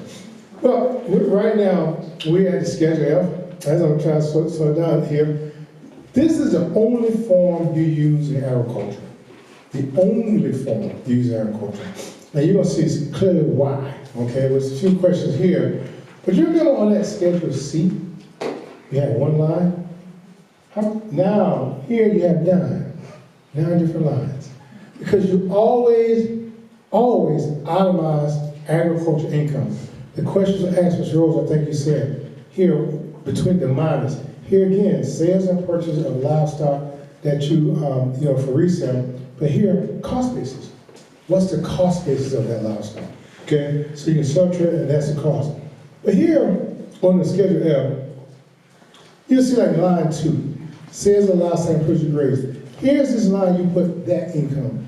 That's what all the FSA, USDA programs and funders and banks at many times who understand Schedule F. We had to educate a few. This is where you're showing your production income. If you put that income here, that's for resale. I can't insure it on crops. FSA, many times, if you're not a reseller, you're a producer, you're not showing production income, okay? But here's where we have that question about corporate program payment, agricultural program payments, okay? Here's another reason. This is why you use a Schedule F. Like Ms. Rose said, you get program payments, agricultural program payments. You get $100,000 in agricultural program payments. But a lot of times you get program payments that's non-taxable. Okay, remember that scenario people say, well, I'm just not gonna put on a tax return? Absolutely put on a tax return. But put $100,000 on 4A, but put 0 on 4B. What is the taxable amount? If you received $100,000 and only $20,000 is taxable, put the $20,000 on 3B or 4B. Crop insurance is another one. If you receive crop insurance in this year, a lot of times for disaster payments, you can defer it to a preceding year. So you put the $100,000 here, but put 0 on taxable amount.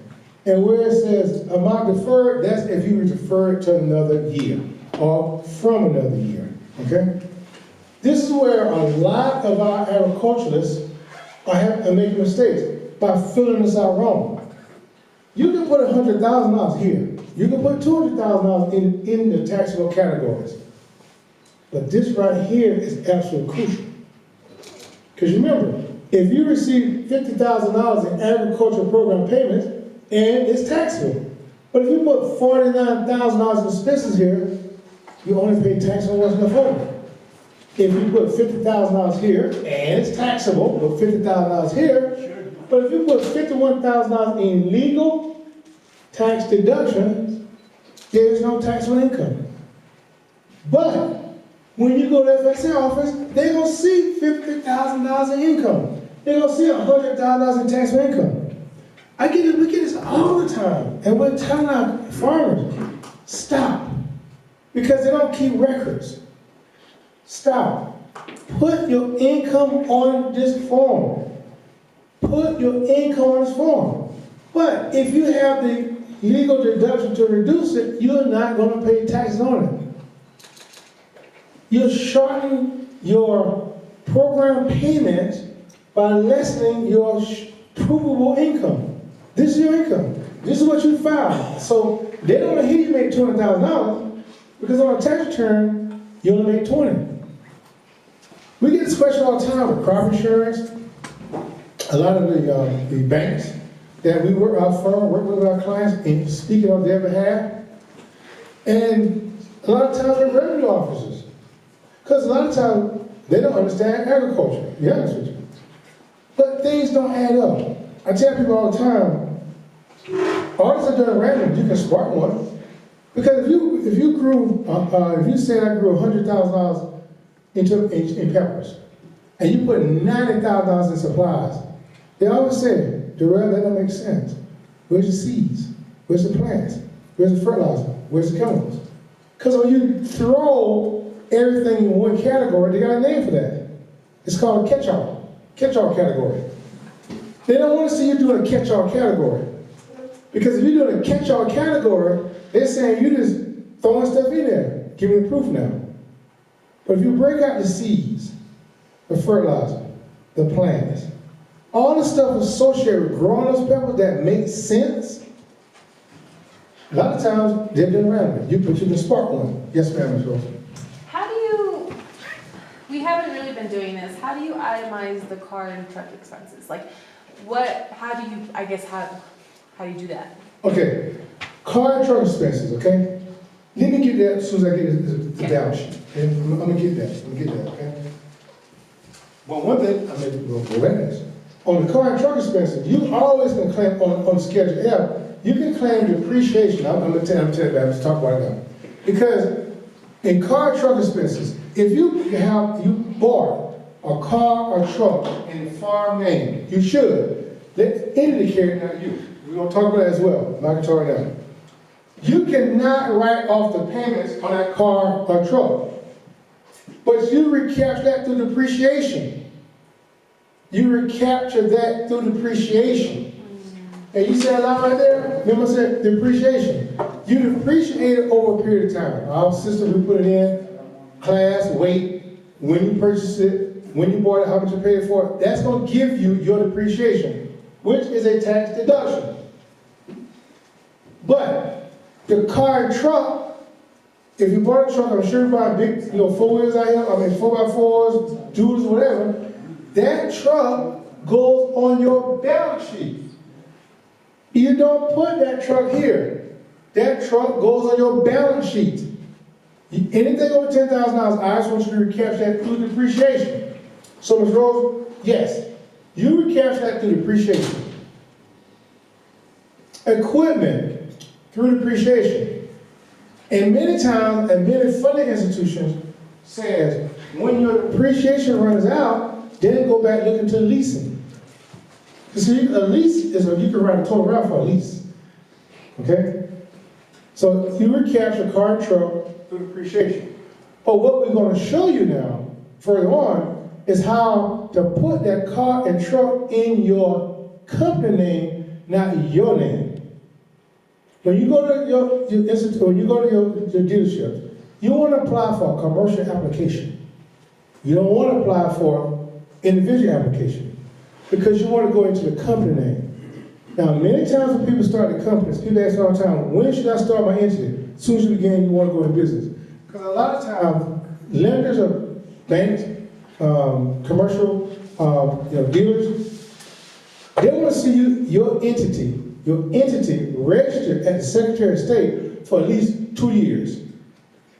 2 years. That's what most of them look for. When you go to that dealership, we buy a lot of company cars. Okay, I have 2 home health care companies, 2 insurance companies, so we have a fleet of company cars. But when I buy those cars, when I first started, when you first buy your first company car, in your company name, they should ask you to be the guarantor, not the co-signer. Okay? When you go apply for that commercial application, you may your first vehicle company, they may ask you to be the guarantor, not a co-signer. If you are a co-signer, you're signing on that deal as a co-signer. But if you're a guarantor, you're guaranteeing, and say guarantor, you're guaranteeing if the company don't pay, then you can come after me and I'll pay. But as a guarantor, it's not on your personal credit report. As a co-signer, it's on your credit report. You are signing on behalf of the company. Okay? That's why I say don't be a co-signer, be a guarantor. Okay? Now, once you become a guarantor, you should never have to do that again. The only thing you should go to that dealership with is your EIN number. You have a question? Yeah, the only thing you should have is your EIN number. Everything then should be in the company name, not your name. If you have, as we have, several entities, I have cars in every entity, but they're in the company name and not my name. All my personal cars are in one of my companies, but it's not on my credit report.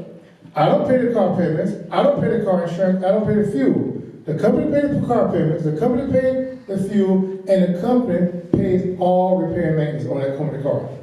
Straight from the company. All my titles are leased to one of my companies. All my cars are used in one of our companies. All the cars that employees drive, we just got rid of a new office, it's in the company name, not my name. Okay? One of the reasons, getting a little ahead, because remember, if the company has an asset, not you. If your entity get ready to get litigated, we're gonna get into this, I'm a little ahead of it. If your entity get ready to litigate, it is responsible, not you. Okay? It's receiving the liability, not you. Okay? You might be ready to talk about this and we can talk No, about keep it. it. But beneficiaries, how would you set up the LLC to transfer to, but like kind of like a trust, like personal assets, you have it in a trust to protect it from that litigation and debt collection on all of that. How do we set this up, like to transfer to my son, his nephew, in the future to where he's not taking on that personal risk? Will and or trust. A will can be contested, okay? But if you have to make sure when you structure LLCs, you have an operating agreement, but you need to put a will or trust. If you have assets that does not have any liability normally on them, put those assets in a trust. It can't be touched. He wanted me to pass. Most people use an irrevocable trust. But a will now, one child can contest it. Okay? They can contest it. It goes to probate. In most situations, I know I'm in New Mexico, I don't know if any attorneys in the room now, but in most states, wills, trusts can't be contested. And it can't go to probate court. Trusts don't go to probate. Most of the trusts don't go to probate. A will can be contested.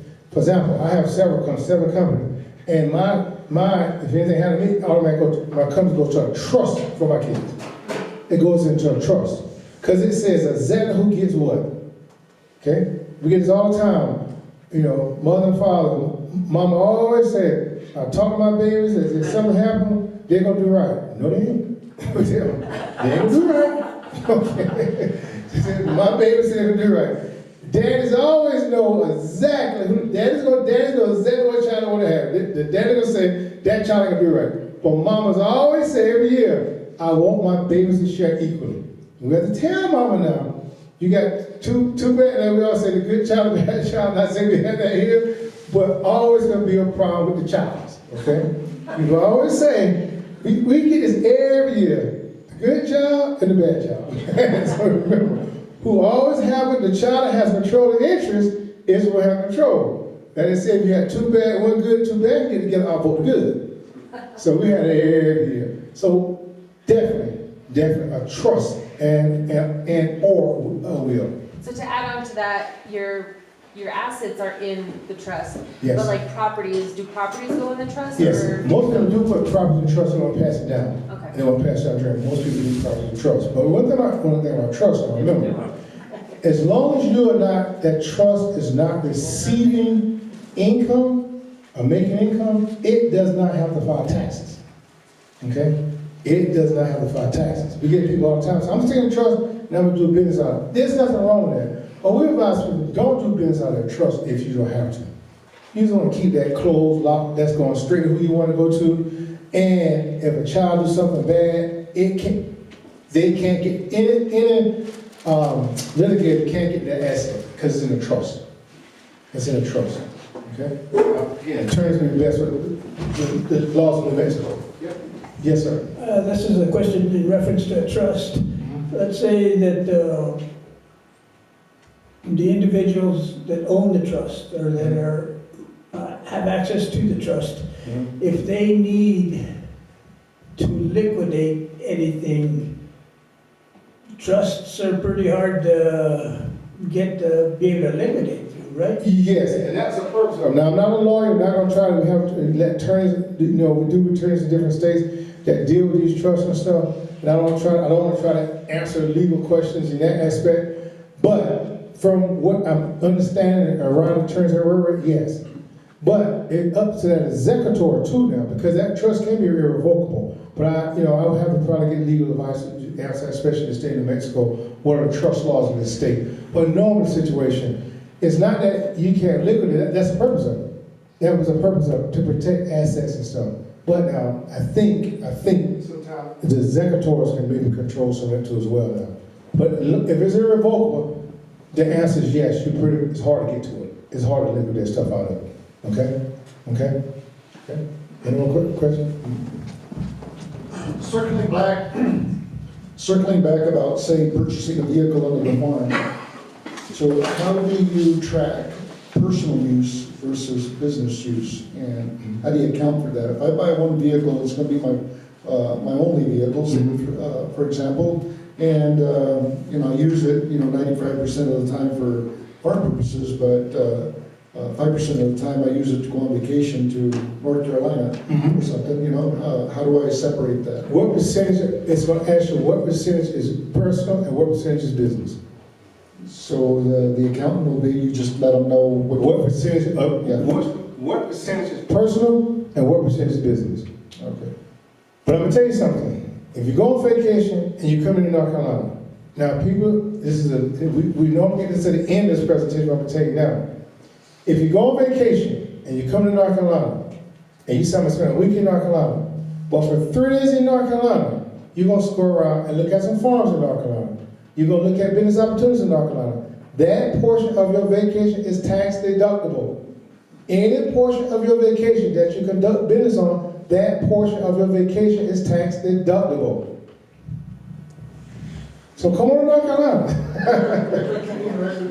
Record keeping, we're going to get that red neck. Record keeping.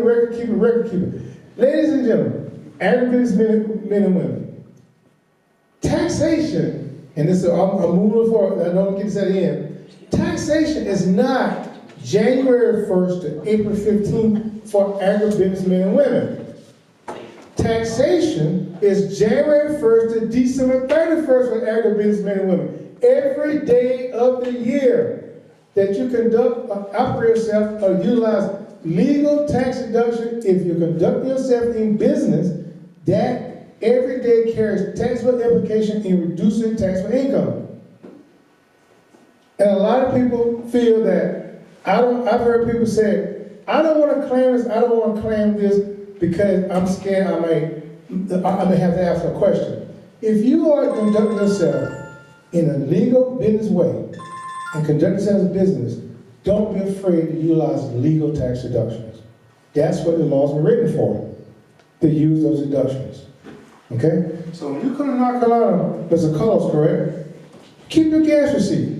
Because we're going to show you how your company car, when you put the fuel in, you're going to have a company credit card in your company name. When you buy the hotel, when you stop at the hotel, your company card is going to pay for the hotel. When you stop and eat, your company card is going to pay for the meal. This is how you carry legal tax deductions out of your company. Okay? All right? All right? Now, this is a Schedule F. We're going to get into the entities now, okay? Now, W-9s are very important. Before we get into this, a lot of people get W-9s. How many people have ever filled out a W-9? Okay? But as your company grows and scales, you have to fill out a W-9. Now, when you see a W-9, this is what you tell them. Here is where I want that income reported to. Okay? The individual, or, a lot of people miss this word right here, Social Security number or an EIN number. Never put your Social Security number on this form if you are asked to receive a W-9. Apply for an EIN number. There's nothing wrong with you putting it on it if you did. But it's either or, but we always tell people, do not put a Social Security number on that form. Because guess what? You are going to get a 1099, not the entity. And if you put your Social Security number on that form, the first thing that's going to happen, they're going to see two numbers, they're always going to give you the 1099 number right there. We see that all the time. A lot of people say that says or. But there's another thing about getting 1099s. Anything over $600, you got to give an individual 1099. But if you are a company and dealing business with another company, a corporation is not required to give another corporation a 1099. Remember that. If you are a company and you're dealing with a company, you do not have to issue each other 1099s. Only an individual. Now, do the issue come? Yes, but you're not required. Corporation is not required to give another corporation a 1099. on an individual over $600, okay? So please, either or, if EI has social security number. But never, if you can, never use that social security number. Always put an EI number like W-9, okay? All right? Now, next slide. Think about it, froze a little bit. Oh, saying low batteries. All right, okay? Over here? Oh, you got a question? Yeah. What if I think I have it? I think I have an EIN number, but it's under my trucking company. Would I still be able to use that for agricultural? I wouldn't. I would get another one. You could, but I wouldn't. Because that EIN number says you are a trucking company, okay? I would get a new EIN number, okay? Now, they just changed this rule, and I think we did this before I left Friday. You used to get 3 a day. The only time you can get many is 1. But now, we think you can only do 1 a day now, because so many people apply for EIN numbers now, okay? So they say you're going to do 1 a day. But I would get a new EIN number. I would not put trucking and farm together. I wouldn't commingle those 2 entities, okay? And I'm sure you are too as well. It's just W-9 form. Again, just another quick one, 4835. If you're renting farm, you can use a 4835 as well. Most people still use a Schedule F, okay? Now, we're going to get into financials and stuff, okay? Profit loss, balance sheet, cash flow, trial balance, general ledger. For all of our farmers, we make sure all of our farmers and business owners, we supply them with all their financials in one booklet. We have a whole department that handles all this. We apply your balance sheet, your profit loss statement, your balance sheet, your cash flow statement, trial balance, and general ledger. Okay? And we're going to go through all of these forms here as well. Okay? This is crucial because when you go to any lending institution, this is one thing they're going to ask you for, the balance sheet. And they're going to ask you for the profit and loss statement. But these are forms in which we want to make sure we keep good financial record. We have a whole department that's all they do in our firm that handles financials, okay? Now let's go through this financial right quick. This is a profit and loss statement, known as an income statement. It's a financial statement that details income and expense over a specific period of time. I won't go through every details here, but this is so commonly referred to the profit and loss statement. If you hear the word, I need to see your P&L, profit and loss, okay? But this is how P&L look. All your income and your expenses to enter your net profit, okay? Now, one thing about financials, you can always identify where that income came from, okay? Ms. Hardy was saying that earlier, identify where income comes from. In the financials, like for example, we work with a lot of nonprofits. They have to identify some type of particular grants.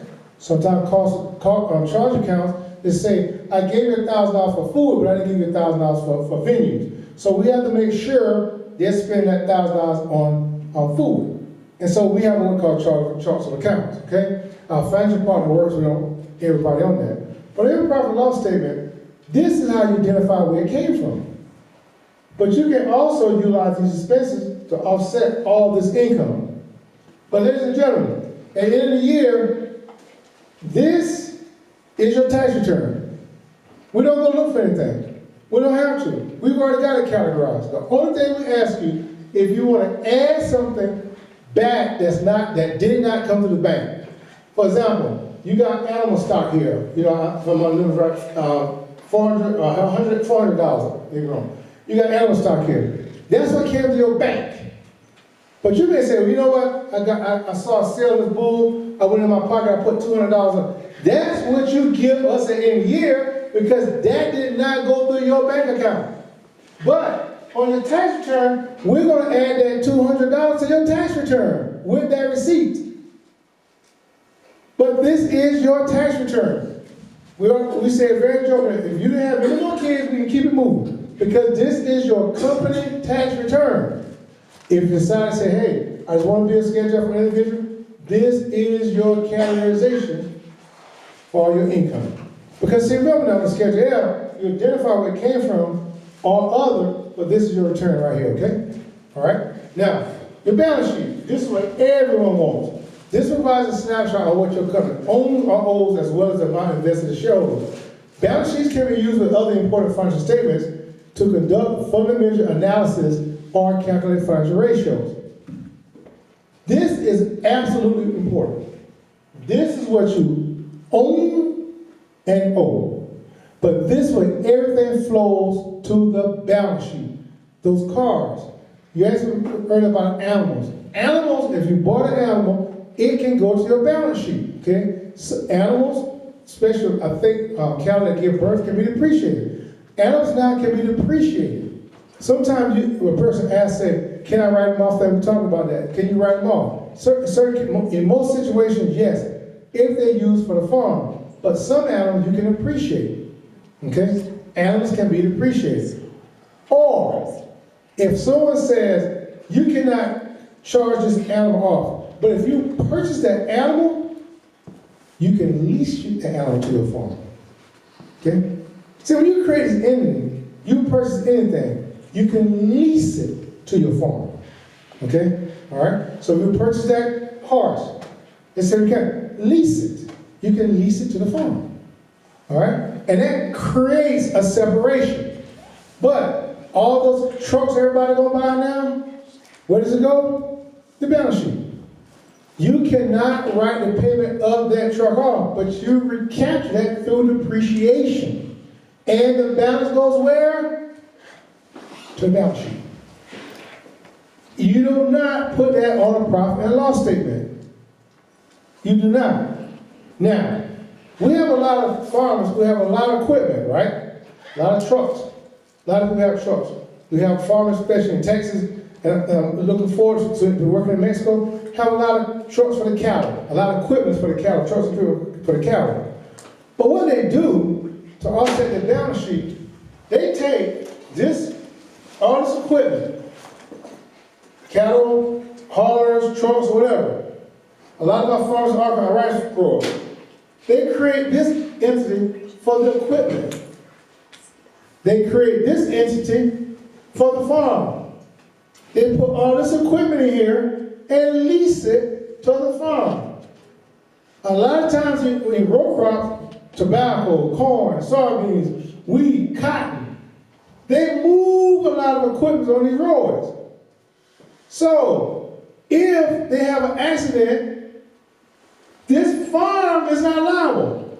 The entity that holds the assets that's leasing to the farm, it has the accident, not the farm. It never had an accident. I gave an example earlier today. If you ever go down the mountains and you see a Walmart truck, if you look on the side of that door, it says Walmart Transportation LLC. It doesn't say Walmart. So if that truck hits you, you ain't going to that store getting out of that cash register now. Look at it. It says Walmart Transportation LLC. Because that entity holding the equipment, not the farm. But what the entity is holding is the debt. It owns this equipment. The farm don't have $500,000 in equipment and tractors. The entity that holds equipment does. The farm don't have that, it's not carried on its balance sheet. Even though this is on its balance sheet, it don't have any debt. Because it's carrying $500,000 in debt, right? Or liability. But it's paying out $5,000 or say $3,000 a month, it's paying on that equipment. But your farm is leasing it from the entity for $3,100 a month. So guess what? It's got more coming in than going out, so guess what? It don't have no debt either. The farm is not carrying the equipment, the entity is. So all the entity is paying is a lease payment. But the entity over here is leasing you this normally on a triple net lease because it's saying your base rent for the equipment is $1,000, but I'm gonna charge you for taxes and maintenance on it as well each month. So guess what? Now you're paying $2,000, but it's paying for its taxes and maintenance. It's called a triple net lease. That's how most people, as you grow, as you scale, this is how you offset your debts and liability through the entity. Net. Triple net lease. Triple net lease. Please ask me if you don't understand me. Triple net. And it's also commonly referred to as CAM charges. Most places in buildings, they charge you CAMs for the lights and the maintenance. That's called triple net lease or CAMs. CAM, C-A-M. I hate those leases. We have several of them. But it pays for, they charge you for your space and the maintenance and the lights. That's called CAM charges. I don't know if y'all experience that, but most people use CAM charges. But that's called a triple net lease. You're adding taxes and maintenance in each month into the lease. So that's why entities are important as we get into them, okay? We'll let head entity. And this is your balance sheet, okay? Cash flow refers to the net amount, cash equivalent being transferred in and out. That's how your cash flow statement looks. A lot of banks say they want to see your cash flow statement. Let the institution, am I cash flowing? Okay? All right? Trial balance, bookkeeping worksheet in which balances of all ledgers are compiled with debits and credits. This is how debits and credit looks right here. It just balances your trial balance of your books.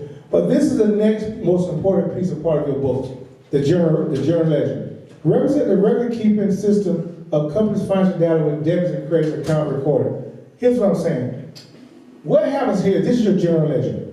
If you want to know how much fuel you purchase, how much equipment you purchase, how much chemicals you purchase, you open a category off your profit and loss statement, okay, Mr. Matt? And now you can look at your category. It tells you, if you say how much fuel, and there's a different category, how much fuel, it tells you from January 1st to December 31st, every day of the year, what it was spent on, where that charge came from. That is your general ledger within your financial statements. It tells you everything that you purchases, the plus and minus of that account, but this is your general ledger. It tells you from January 1st to December 31st, every charge and transaction you made on the general ledger. It identifies that. Okay? Okay? We get this a lot.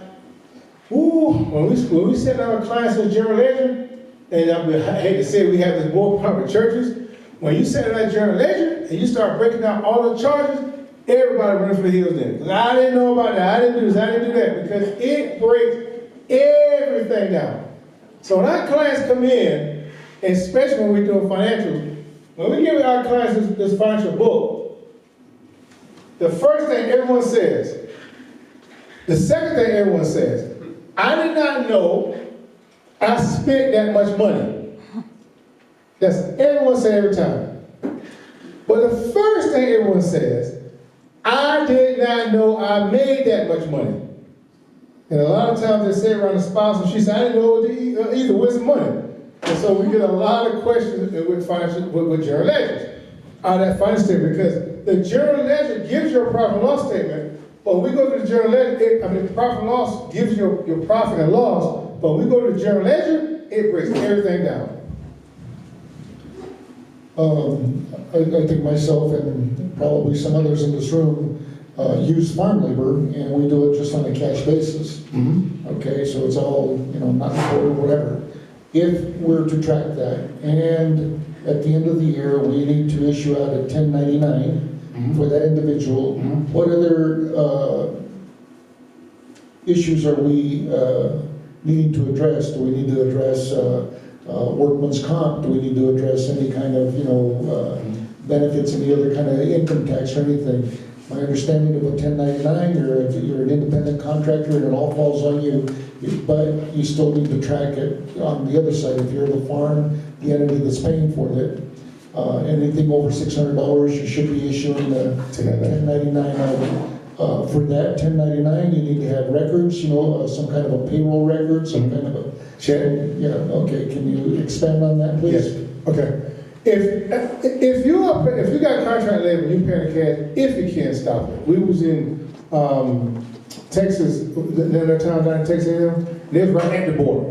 And they was bringing, what's the name in Texas?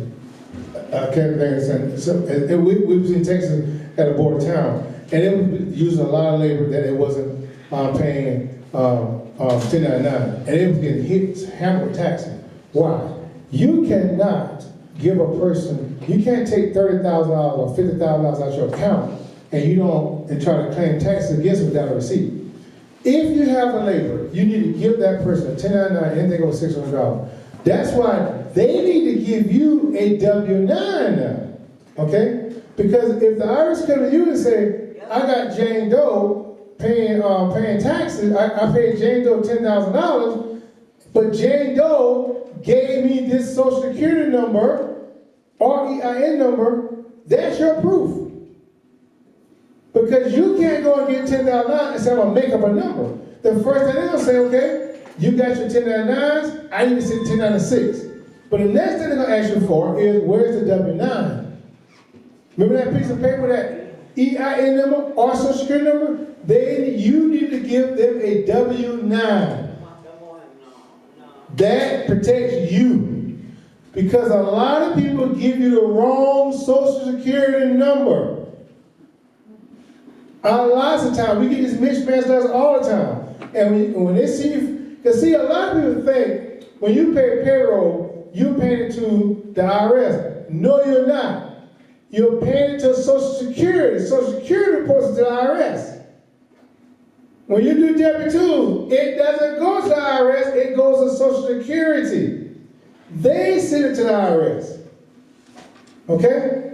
And when you give them this 1099s, they need to give you a W-9. But all you gotta do is add up all the 1099s, and you report that to the IRS on a 1096. Okay? You take your 1099s, add them up together, the number of 1099s, and you report that to the IRS on 1096.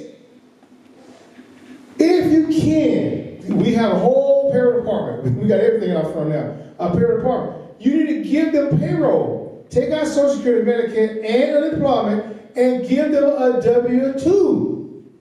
Then you report it to IRS on a W-4 form.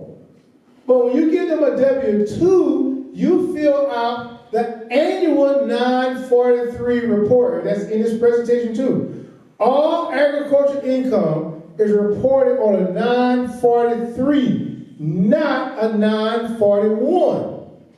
A 941 is reported quarterly. Agriculture only report income once a year, annually. And agriculture, Social Security, Medicaid is lower than non-agriculture. Yes, it's lowered. It's agricultural labor, not ordinary labor. What are the rates? I gotta get it to you. I look on the phone. You got a whole department. How does that was I learned? I get it for you though. But I think it's half. I think it's 40% for non-agriculture. I think agriculture is half. Okay, but I get it for you. Wow. Got a whole department. But please, if you can, stop that. You can't claim that income, but the individuals who are receiving that money, they don't have to report it. They don't have to report it, but you do. Because what's going to happen is they say, well, they don't know. Yes, you did now. Because if you go here and you get audited and they keep seeing all these withdrawals, they're going to add those withdrawals up. And they're going to ask you, what I paid to my workers? Where's the 1099? I don't have it. Guess who's going to report the income? You. They're going to put it on you and make you pay payroll taxes or self-employment taxes on all that income. And they're going to disallow it. So, your farm made $100,000, but you spent $60,000 in contract labor, but you don't have the $10,000. Guess what, Mr. Carlos? They're going to make you report that $60,000 and you're going to pay tax on it, and you can't claim that $60,000 as a deduction. Correction. You can claim it to you as a deduction paid to you, but you're going to be forced to pay tax on it. That's your payroll now. So remember that now. If you got laborers, and I know it's hard to find workers. God, it's not hard to find good workers. We see that across the country. Texas, North Carolina, South Carolina, Illinois, Indiana, Las Vegas, everywhere. People are having a problem finding labor. But we tell people all the time, sometimes You have, and everybody will come to you and say, I can't receive but so much money. I'm on Social Security, I'm on this, I'm on that. Well, you gotta make a decision. Are you gonna pay the tax or are you gonna pay your taxes? Are you gonna reduce your taxes? Okay? Now, I know it's difficult now. Now, be honest, we've had workers or companies who took income they paid the laborers, not saying just do this now, I'm just saying, but paid it to themselves. Okay? See, if I pay myself $100,000 a year, all right, when I pay tax on that income, I can stick a match to it. I can burn that money. Because anytime you pay income on taxes on income, it's your money. You don't pay taxes twice. That's why we recommend S Corporation, who doesn't pay tax. C Corporation pays double taxation. It pays tax and payroll taxes. S Corporation pays for the shareholders. And the tax deduction is a deduction. Okay? But we have people pay it to themselves, honestly. And give it to the employees. You do anything you want to do with it. You literally can. Once you pay tax on it, I pay myself $5,000 a week. I pay my taxes, bought home $3,800. I can have $3,000 in IRA all day long. It's not, I'm not gonna say I give it to her for a farm labor. I just give it to her. Because I already pay tax on it. So once I pay tax, I can burn it. I do anything I want to do with it. The problem is you got to pay taxes on something at one point in time. That's why you pay sales and use tax. If you are buying something, in most states who have agriculture or farming, you don't pay taxes when you buy it from Tractor Supply. If we have out here, Tractor Supply. Because you're going to use it or sell it. So the end user has got to pay the taxes. You don't have to pay the taxes. So you want to pay taxes on things one time, and as income, you want to pay taxes one time. That's why if you take that money that you paid yourself from your job, your spouse's job, and put it in a company, that's not taxable income. Because you're going to pay tax on it twice. That's why any money that you take out of your pocket and put in your farm that you pay taxes on is a loan. Because you've already paid taxes on it. That is a loan now. I've been working all these years, 20 years, and I'm very retired. Yes, I got money in the bank. Yes, because that's your savings, right?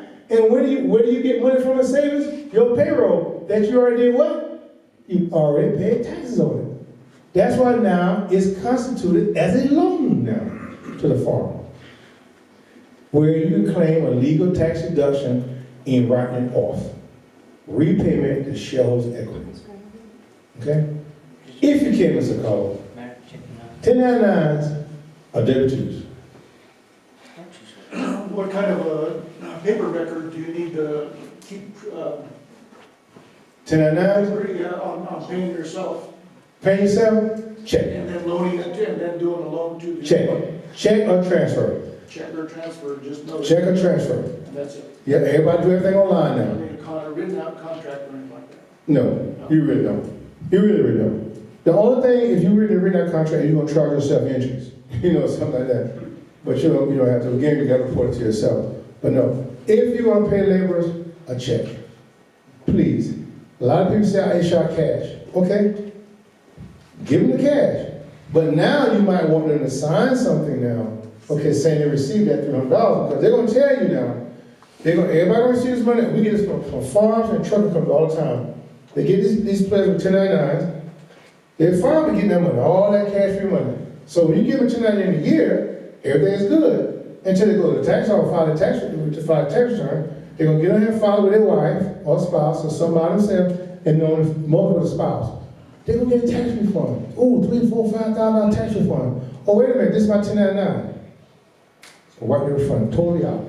Because now you got to pay taxes on that money. That $3,000 you got is gone. Because in the first thing, the spouse is going to be screaming, I want my refund. And you're going to come back to Mr. Carr and say, you didn't pay me all this money. That's too much money. You didn't give me all this money. He said every year, all the time. Have a record. We have a department you can get a system, but our payroll department, we can do 1099s or W-2s or either or. But if you do it yourself, just make sure you keep a good handwritten record. And those checks come to the bank. Because you can take a $30,000 out. You say, well, I'm going to pay off my employees this week. I'm going to take out $10,000. That's fine. You're showing that draw. So guess what? If the IRS says, give me the breakdown of this $10,000. So you say, I paid Jane, Paul, Sue, Helen, and this is where I paid it at. But if they see you took that $10 draw and you can't give a breakdown to it, they're going to charge back to you. Anything that you can show, but I would advise you to give them a check if all possible. Because you're going to get it, and somebody's going to say you didn't pay their money if they have to file those reports. Because see, if you get audited, they're going to get audited too. Because they're going to make sure that Jane Doe filed that money you gave them. That's why states and federal want you to do payroll. Because I need anybody 1099, they ain't going to pay no taxes. But a payroll, you're going to pay their taxes, and they're going to pay their own taxes, but 50% is going to be from them and you. Okay? All right? Did I answer your question, Ms. Paul? Okay? Please, if you can, W-2 or 1099. And only file a 943, okay? Now, we're going to get into this right here. Now we're going to get into the big boys real quick. We'll get into the big boys, okay? Now, here's this thing called a disregarded entity, also called pass-through entity, is one that's distinct from its owner to some purpose, but not when it comes down to taxes. Sole proprietorship and partnership, for example, are disregarded entities because the owners of these corporations report their business income on their personal tax return. Now we're going to get into the big boys. Corporations are generally example of business entity that is not disregarded, except for S corporation real estate investment trust. A corporation generally pays taxes on its profit before distributing shareholders, okay? We're going to explain real quick what that means. A partnership, an aggregator of owners, two or more. Their assets and business may share management responsibility and profit and losses. Each partner pledges a faith in another partner and stands liable in action of the scope of the partnership. Now, this is called a general partnership. Okay? Me and Ms. Irene come in. And me and Ms. Irene and Ms. Rose say, hey, we're going to form a general partnership. We're going to form a partnership. Let's go into business. That's a general partnership. Very easy to organize. But it's just like a sole proprietor. It can drill down to the owners, okay? But now, you're going to receive a 1065 now, and this is a form that you fill out a general partnership. But just like everybody's room come together, but we don't have any separation as a corporate entity. I don't have a question about this. I have a question kind of piggybacking Sure. on Carlos. Please. If you have time, if not, we can. Yes, I do. Yes, I do. So, we're free labor, we don't pay anybody. So let's say we do get into the direct-to-consumer market and we are making income. What do you recommend? Do we just put that on our general ledger as just a profit, or what would be the best thing to do? If you are making money, Yes. and I'm sure you want to be rewarded for what you're doing, put yourself on payroll, okay? Pay yourself something, a reasonable wage, okay? Now, you can take out draws, that's fine, okay? But companies and financial institutions like to see that you're paying yourself, because that payroll is a tax deduction. And that would be a 1099 as well, right? No, that's a draw as a 1099. But if you're paying yourself as a W-2, remember, Social Security, you're paying your Social Security, Medicaid, and you're paying your unemployment. Okay? Remember now, once you become an employee of your entity, you can qualify for unemployment. You are the employee of your entity. Ms. Rose, if she pay herself and pull herself, that's called self-employment taxes. Self-employment. If Ms. Rose pay herself from a company, she's paying her Social Security, her Medicare, and her unemployment. So when Ms. Rose wants to go buy a house, a boat, truck, or train, she gives them her W-2, not her tax return. There is nothing wrong with Ms. Rose saying, I'm going to pay myself $75,000 for the next 7 months or the next year so I can qualify my house. Got my house, everything going. Ms. Rose, I would drop herself to $40,000. There's nothing wrong with that. She can decrease her income at any time. But with the self-employment taxes, are you still in a higher bracket to owe more tax liability? Normally, yes, because you're paying self-employment taxes, okay? You're paying self-employment tax. But I want to touch what Mr. Carlos said. He said, you said that as a 1099, you give them as a contractor, correct? When you give a person a 1099, you are technically self-employed. If me and Ms. Vicky were together, and Ms. Vicky said, we're gonna do this privately, Darrell, and as individual, meaning privately, I'm gonna give Ms. Vicky a $1,200 1099. Ms. Vicky got to put on her tax return, right? But now she was a contractor, right? Work with me, right? Guess what? When I have Ms. Vicky, that $1,200 1099, Ms. Vicky can write off that cup, those glasses, those boots, because she is in business now. She can write her cell phone off in home office. She can write everything associated with her work with me off of her taxes. So guess what? I gave her a $1,200 1099, but by the time she take the computers and everything she did to make that $1,200, she may now only be taxed at $300. Individuals who receive a 1099, what is it called? Subcontractor, right? So what can a subcontractor do? Write off his or her expenses. They're subcontractors. What a game, huh? Who do you think wrote those laws? Man, people that make money. Gamesters. Who you think wrote the laws? And you'd be surprised where LLCs come from, when I get that net. You'd be surprised who came up with limited liability companies. We say it all the time. Laws are written for people who are making money. Who do you think wrote the laws? They just tell us how to use them. Laws are written for people who make money. Who do you think wrote the laws, okay? Now, again, those contractors, they can write their cell phones off.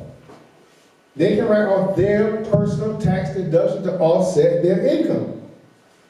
And if their spouse is working and you file a marriage filing jointly, you wrote off $3,000 and your spouse is making $50,000. Now their married filing joint income now is on the tax act $47,000. In North Carolina several years ago, so everybody retired at one time. We had the bidding laws, everybody was jumping in bidding ship in North Carolina, in Wake County, we had that's the state capital. And North Carolina had a lot of, RTP, all the research training, everything. So one year, this happened. Everybody went and started filing schedules. Everybody was a consultant in the state of North Carolina. It's like everybody came a consultant. Because all those high earners, the RTP don't can research training part, IBM, Google, everybody's there. So all those high earners, kids were graduating, so everybody became a consultant. They were writing off expenses all day long because they retired or someone was still working. Remember now, you can be, Ms. Vicky can work right here today, but Ms. Vicky can be a consultant for everybody else in New Mexico. She's a consultant now, so she can really write it off. But everybody now going to start writing off Schedule C's as consultant. But next year, 2 years later, North Carolina went by and start auditing every Schedule C. They said, if you file a Schedule C, you're going to get audited. I mean, literally, they went through and started auditing all Schedule C's because so many people was being consultants. Why? Reducing that taxable income from the loss of their own business. That's how the game is worked. You know, right? Okay? So just remember that now. And when you're giving people 1099s, let them know that. They can write off that travel. If they come to your job every single day, or your farm, they can legally write off your expenses, their fuel. Because they'll get the 1099. They can write those fuel off. They can write all the stuff. So when they go put that 1099 with their spouse, that wipes out that tax refund, they should be utilizing legal tax reduction because they can legally do that. Okay? All right? This is a 1065. Now, a 1065 is going to get a K-1 form. It's going to get a K-1 form. Okay? So you cannot file your personal tax return without getting a K-1 form. And this is what I want to expect. This is how you place this on your personal income tax. Not a Schedule C. Not, no, wait a minute now. Yes, a Schedule F. Because you always going to do the Schedule F on a form. But Schedule C, this replaces that Schedule C. Now, we're going to get into big boys now. Okay, here's where we do get all the separation. Okay, we talked about earlier about all the cars in this company name. A corporation is a person or group who establishes a legal entity by filing orders of incorporation within the state. Secretary of State granting certain legal powers, rights, privileges, and liabilities. An S corporation is an eligible domestic corporation that wants to avoid double taxation. Once the shareholders again is corporation, by electing this status using 2553, election by a small business corporation. A S corporation is not a sole proprietorship or a partnership. Now let me tell you what I just read, okay? When you go down to the Secretary of State here in New Mexico, and you file articles of incorporation or articles of organization, you are forming a legal entity within the state. If you file an articles of incorporation, you're filing a corporation within the state of New Mexico. If you file articles of organization, you are not filing a corporation in the state of New Mexico. You are filing an organization of a group of people. An LLC is not a corporation. Let me repeat that, okay? All right? It's the back, we're going to have here. When you file an article of a corporation in that state, you got a corporation in the state of New Mexico. You file an articles of organization, you do not have a corporation. You have an organization of a group of people. Okay? Now, you remember I told you about LLCs, where they came from. Y'all remember when Adolphus and Enron, remember Enron crashed in Texas? And Ken Lay said, Skilling said before Lay died, that he knew everything that we was doing. Lay said, he did not know nothing what his officer was doing. So they said, how can you be an officer of a corporation and not know what another officer is doing? Here, his came from LLC. Because every politician, I don't know if a politician is, or a businessman or a lawyer. But the politician in Washington, D.C. said, wait a minute, I'm up here representing the state of New Mexico. I got all the states, no, New Mexico, I don't know New Mexico. Got all this dealing. So guess what? We need to come up with something that will create protection for people.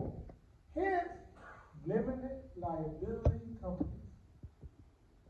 That's what LLCs came from. Creating limited liability for people. Why? LLCs do not have officers. A limited liability company has members or managers. An LLC has some characteristics of a partnership and some characteristics of a corporation. An LLC may be organized companies are S corporation. The owners of LLCs are called members or managers. LLCs are managed by the member or manager who may or may not be members. I'm going to hire Mr. Mack to be my LLC manager. And now, that's the distinction now, because now I'm a manage LLC. But if me, Ms. Irene, Mack, and Ms. Rose, and Andy, the one names I remember, Ms. Carlos, if we form this LLC, and Mr. Collins said that he is going to be the manager, then we just became a managed LLC. But, Ms. Irene said, well, we all who make decisions in this, we just became a member of managed LLC. But, if I come on that plane and head back to North Carolina, and something go crazy out here with this LLC in New Mexico, I can clearly say, I don't know what they're doing, I'm in North Carolina, I'm just a member. That's what LLCs came from. That's limited liability. But you read this line here, right? Limited liability has some characteristics, correct? So now, you form a limited liability company. Know what that each partner is doing. But the distinction why so many people have problems with LLCs, because a limited liability company can choose to file a sole partnership, or limited tax exempt corporation. It can choose which way it wants to file. You can choose which way you want to file. If you file articles of corporation in the state of New Mexico, you are what? a corporation, and normally a C corporation. I'm sorry, a C corporation. Okay? But now, when you form a limited liability company, same characteristics owners can apply up to 100, can be owned by a corporation, can be treated as a partnership for federal tax purpose owners. Earnings may be subject to self-employment tax. Why? Sole proprietorship. Can be treated, right? Here's where people have the problems. You remember that piece of, what was the first piece of paper I told everybody about? The EIN number. You remember I said the EIN is the most important piece of paper you have? When you apply for articles of incorporation or articles of organization, who are you talking to? State. The state only. When are you talking to the federal? When you apply for the EIN. Now, pull that little piece of paper up. Remember? Now, in most situations, Mr. Carlos, if you are a single member LLC by yourself, when it asks you, are you a single member LLC or multi-member LLC? When you apply for the EIN, right? What would you say? You say single, right? Is that right? No. If it asks you, if me, you, Mr. Your husband here, Mr. Eddie, okay, Ms. Rose, what's your name, sir? Mr. David. It's going to ask us, are you a single member or multi-member? We are multi-member, right? Now, when we form our entities, how many people here want this to be the LLC and this to be them? Totally separate, no affiliation, right? That's intent what everybody wants, correct? Separation. You want LLC to have all the cars, you want LLC to buy all the equipment, you want LLC to buy all the stuff, you want to pay yourself an LLC, right? But what happened was, Mr. Carlos was already messed us up. Because when you check that box that said you were a single member LLC, you just don't IRS and tax as a sole proprietorship.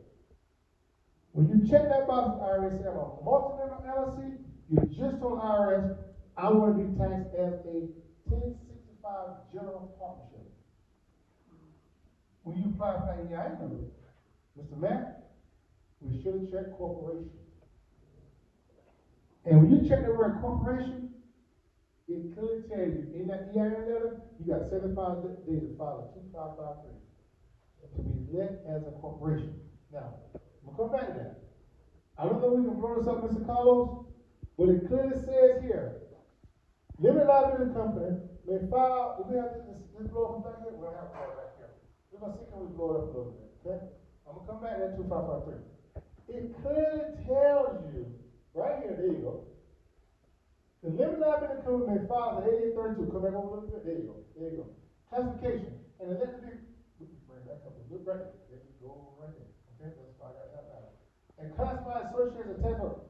If the LLC is able to be treated as a corporation that meets a certain test and file, it will be elected as S corporation status. It must file in a timely file 2553 election by a small fiction corporation. No one reads this letter right here. No one reads this letter.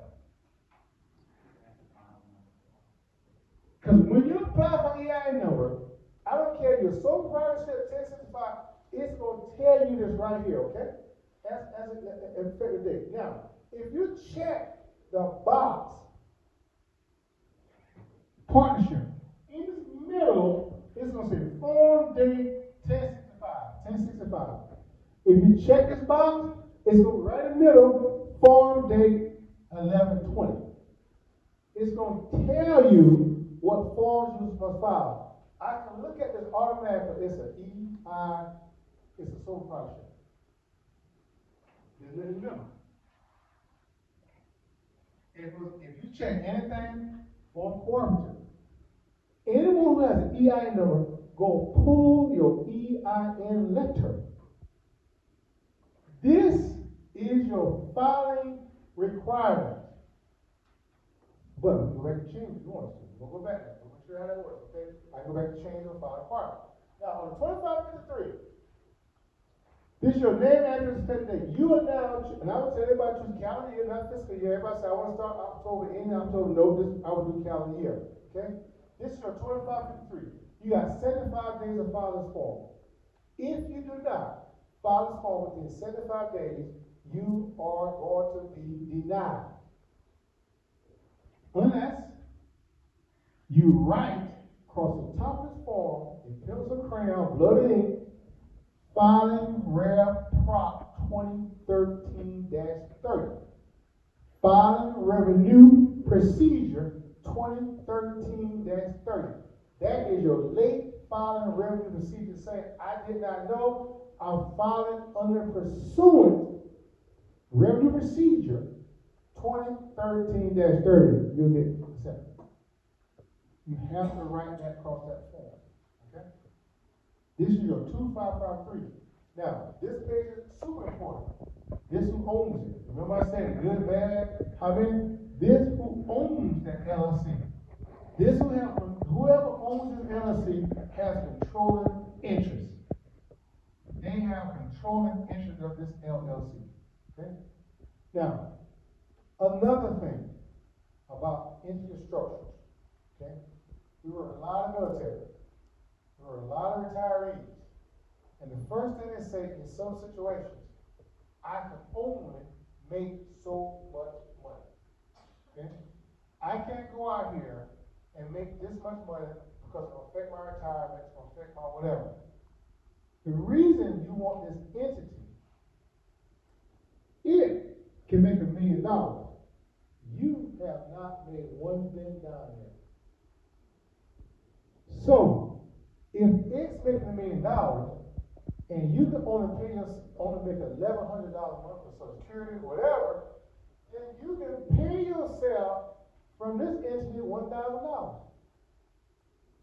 So you have not exceeded your income limitation. Why? Because it don't have a limitation. It is not a part of you. You just own it. We're going to get a K-1 form now. Okay? Let's go to the K-1 form. But now, my husband have a limitation, but my wife don't. She owns 99% of this LLC. 99% of the C Corp. Because it received the money. Not who? Not you. You didn't receive $1. The entity received. Okay? It has got a problem. You're in a lawsuit. Right? You know the train is coming. Okay. This is ABC Farm. And ABC Farm probably have litigation. Well, create ABCD Farms tomorrow, transfer an asset out of this entity into this entity because this is getting sued. This is not getting sued. They got this EIN number, not this EIN number. So by the time you get this EIN number, there's nothing to get because they don't own your assets. There's not any legal implications with transferring the assets from one LLC to another? That's a legal entity, right? You create your Rose Farm, right? You're only going to buy it from Rose Farm, right? What's wrong with that? Now, if you get in court, that's why you go to court. Judge instances what they call it, shut them all down, you can't do nothing with it or something like that. I've got to call that term. But the point is, you can always get a new EIN number. Can you get a new social security number? You can always reset an entity. Can you reset yourself? You heard politicians say, I ain't never went bankrupt. My entity went bankrupt. I ain't never went bankrupt. You heard politicians say that? And say, if you didn't like the way I use the laws, you should have changed them. You made the laws, I just learned how to use them. Have you ever heard a politician say that? A politician said, I ain't never went bankrupt. My entity went bankrupt. He ain't lying. I didn't say that. I don't know what politics you're talking about. I didn't say that. But Am I lying? How many people you seen go broke tomorrow or driving a brand new truck the next day? Because they never went broke. The entity went broke, not the individual. The entity is not sustainable. Create another one, learn from the mistakes of this one, and now create another one that's sustainable and scalable. Because you learned the mistakes from here. Shut it down. I have been to revenue audits when I first got started, which we have staff together now. And the first thing a good revenue officer would say, you should have been an entity, you should have been an entity, you should have been an entity, you should have been an entity. They'll tell me that. They'll say you should have been an entity. I cannot get what's not there. Because if you're an entity and you shut the business down, you can only go after the assets of the business. The business is operating, not you. Do you know, have you seen business shut down over and back at the mall? Because the business closed, not the individual. Not the individual. So when you buy assets for the farm, let it go into the business name. Because if the business can't pay it back, you didn't buy it, the business bought it. That's why they want you sometimes to be guarantors. Or, every company car owner is my company name. Every car owner person is my company name. And if I see the train coming down the road, all I gotta do, Ms. Rose, is sell the car to me. Because I'm now gonna buy the car. Now, when business go, about to go belly up, I need funding. What is the first thing I start doing? Liquidating assets. Right? So how many times have you heard companies selling assets for pennies on the dollar? Right? So if I own a car now, I wouldn't go and say, I got a $20,000 car that's in the company name, and I bought it for $2, I wouldn't do that. But I can go buy that $20 car, $7,000, $5,000, because the company is liquidated to raise revenue to start over. There's nothing illegal about that. But don't get out here and say, I'm going to take a $20 car instead of $2. I wouldn't do that. Okay? But many times, entities start liquidating assets. They start liquidating assets. And many of our communities have discrimination problems because people start coming in, foreclose on them, and settling pennies on dollars. That's happened. That's happened through discrimination. That's happened through a lot of things. That's happened many times. But the point is, why these entities are so important? Because they protect our assets. They protect us. Mr. Matt, him and his wife, he's not retired. She's still working. But he want to protect her because if they're not farm together and something happens, you could be personally liable, correct? You and your wife are personally liable because she's on the tax return. Many people come and say, I filed a separate because my wife and my husband owe money. Don't do that. File a married filing joint with file an injured spouse. The spouse that's injured, they're going to take their money, but not the other spouse's money. Because if you file a married filing separate, you can't get your earnings credit. But if you file a married filing jointly, well, wait a minute now, my wife owes money, then you need to file an injured spouse. Take her money, not mine. And that's exactly what's going to happen. Or take his money, most times his, and not mine. People ask me all the time, do husband and wife can they own it in together? There's absolutely nothing wrong with that. Nothing wrong with it. Me personally, as we say up front, if you a husband or wife, we always say, let one person carry in their name. You love each other, you love it, he ain't going nowhere, put it in one person's name.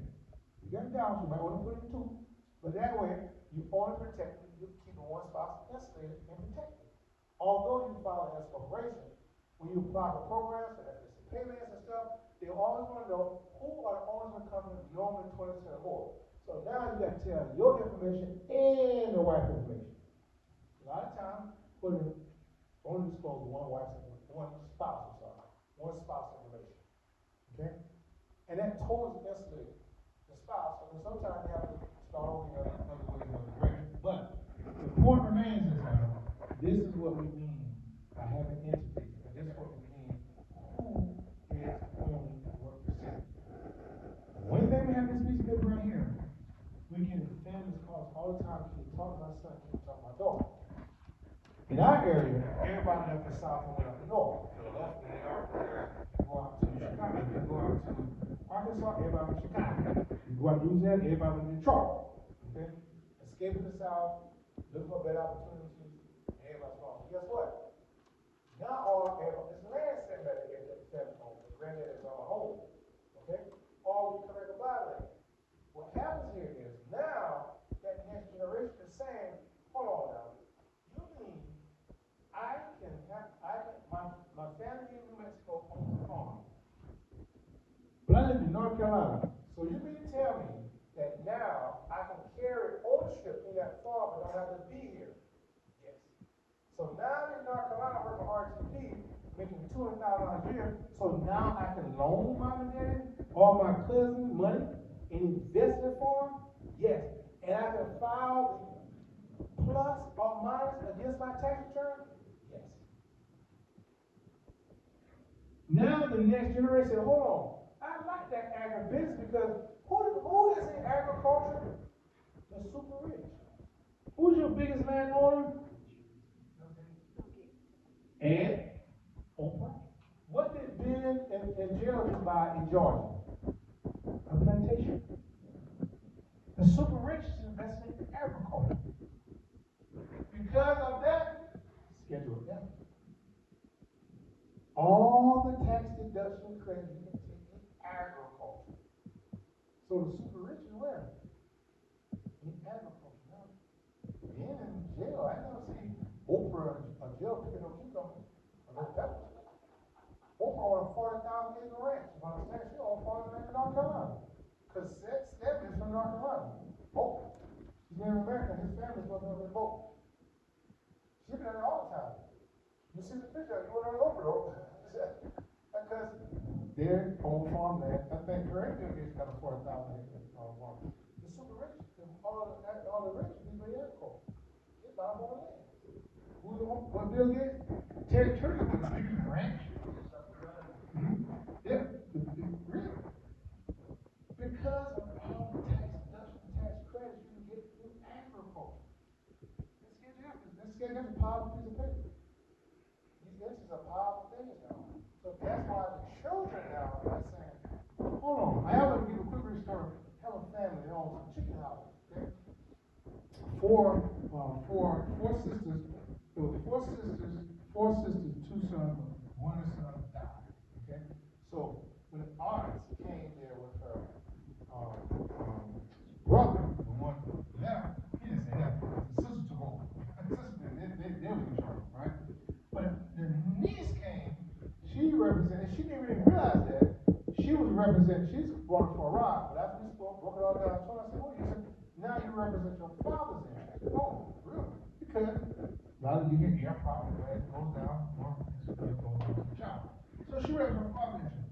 So we were explaining everything to him, the aunt's brother didn't say anything, he was like, whatever. And a lot of three of them didn't live there. But make it also short.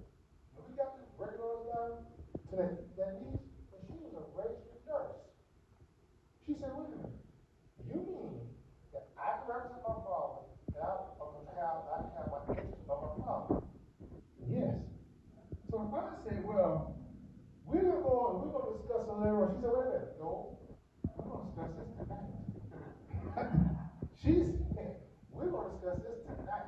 This is very, and she was there driving. When we had the meetings with them, she run those meetings. She run those meetings. Because she grabbed it, she can't. Not saying they didn't. But that next generation, she runs them now.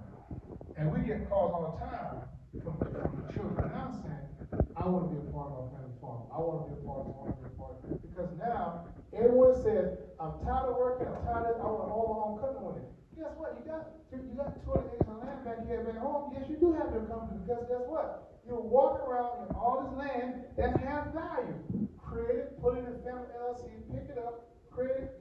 The land now is worth $200,000. So now that entity has value. It now owns the land.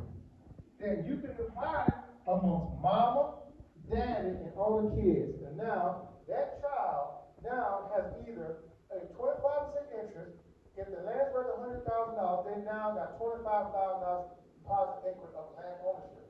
If it was to lose $25,000 and they're working for Google or IBM, and the farm lost $25,000, that $200,000 that's making up to San Francisco and all of that is now only taxed at $175,000 because you got $25,000 tax deduction that's coming from the K1. The K1 form is where you put, as I said, when we fill this out right here, the Schedule F, and attach it to 1120, the K1 form will tell you what your order business income or loss. Now that's what you send that child in Chicago and say, this is what you got for against your person tax. Either he or she has a $25,000 offset income, or their net worth just went up to $25,000. Okay, because now they have ownership in the land they own. They have ownership now. So now that the next generation is saying, like Nadia said earlier, see Nadia left Mexico right now. I ain't gonna tell the story. Right over there, Nadia telling the story of her family. So I was born in the United States, and then my parents decided to go back to Mexico when I was like 6 years old. And we are from the rancho, so my parents are agriculturists. I didn't like it. I didn't want to be there. So I tried to stay focused in school. So when my dad was like, okay, come on, let's go do some work in the field, I was like, oh, I got homework, I can't go. So as I was growing up, I was like, I don't want to be here, I don't want to live here, I don't want to do this. Like, it's very tiring to be in the sun, cutting corn and all this. So when I turned 15, my parents had the opportunity to tell me that I want to continue going to school there in Mexico, or I want to come to the United States with my aunt and continue school here. So I was like, yeah, I'll go over there.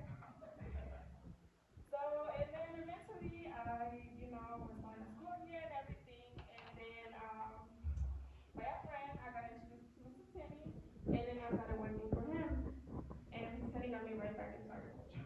I did not want to do anything with agriculture, and then he got me right back into it. So as I've been working with the company and just seeing like the potential and the value that land has, now I'm like, how many acres does my dad have? Okay, yeah. Si Dios no lo quiere, like something happens to my dad, I don't want my little brother saying, oh, my dad had nothing. You had nothing, you didn't even grow up here. Okay. I know the value of that land, so that's why I kind of wanted to tell this story, because many people, or many young people like me, don't know the value of the land and how much power does it have to have land and take care of it and then keep it for, generational land. So yeah.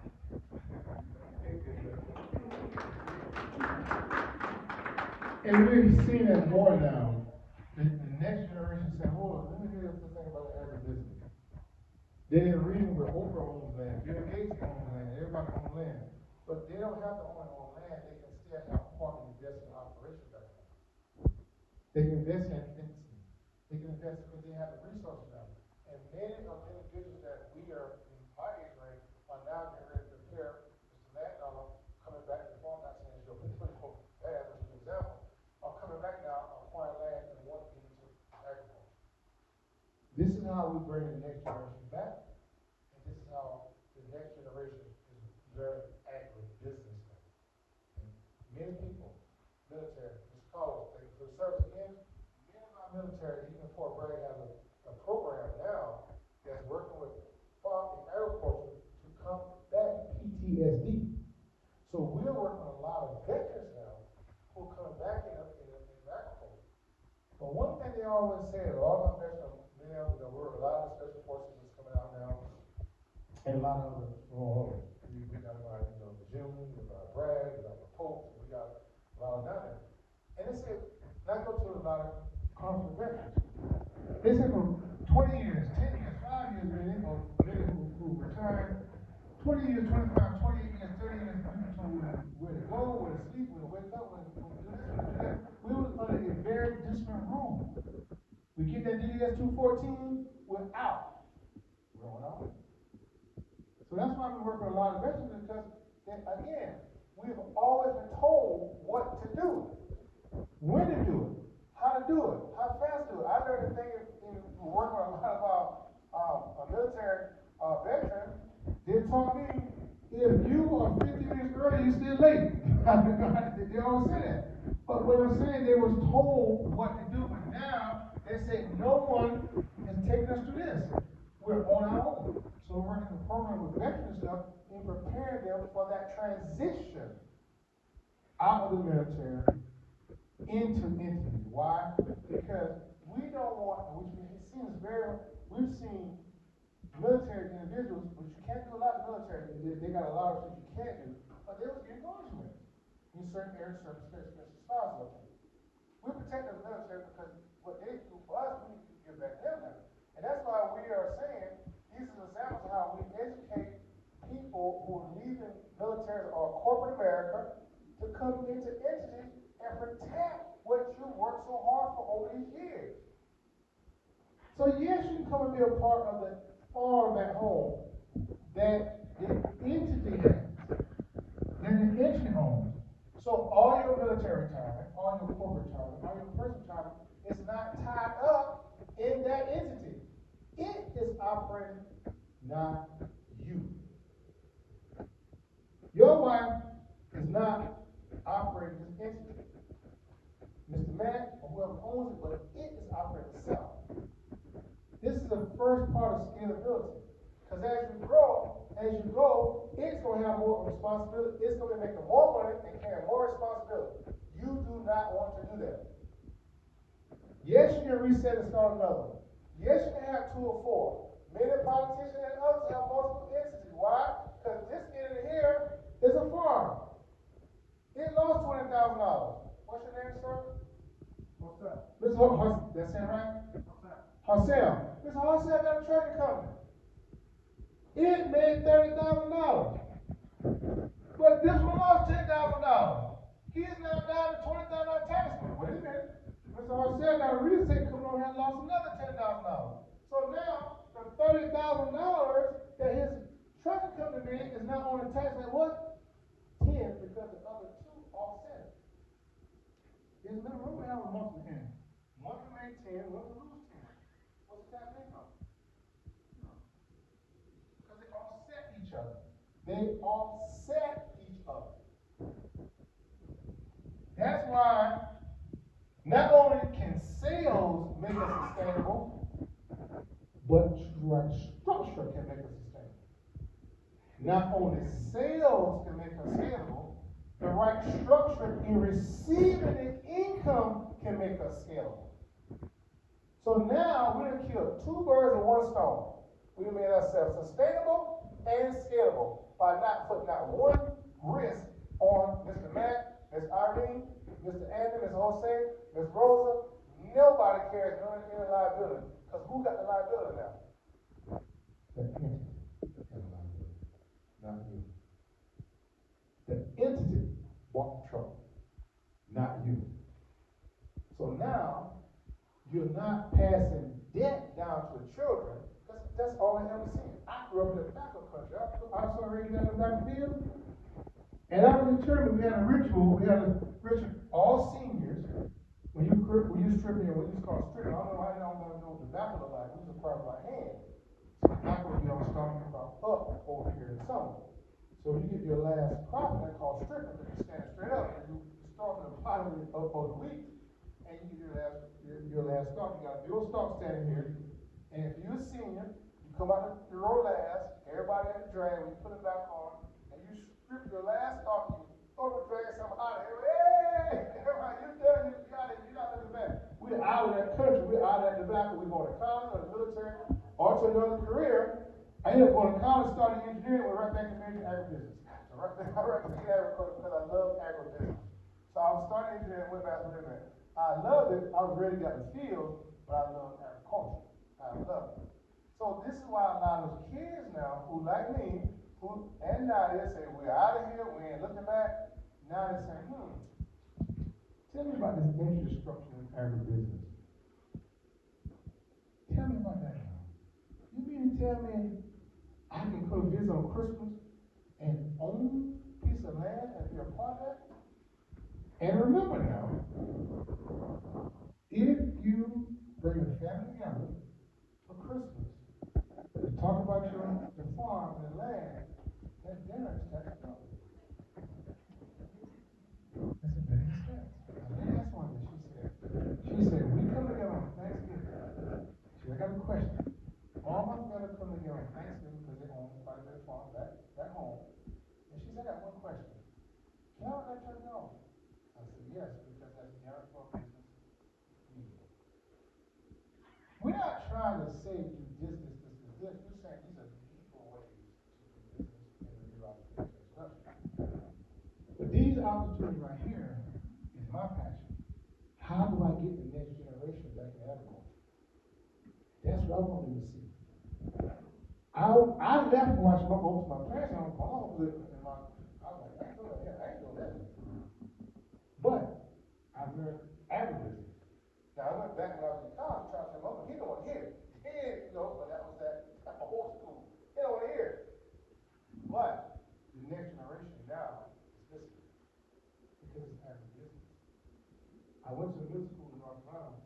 They asked me to speak. I said, what kind of technical people? I had no idea what I'm talking about. But I started talking, I said, okay, how's your favorite restaurant? So I was explaining about the rice. So we started talking supply chain and business agriculture.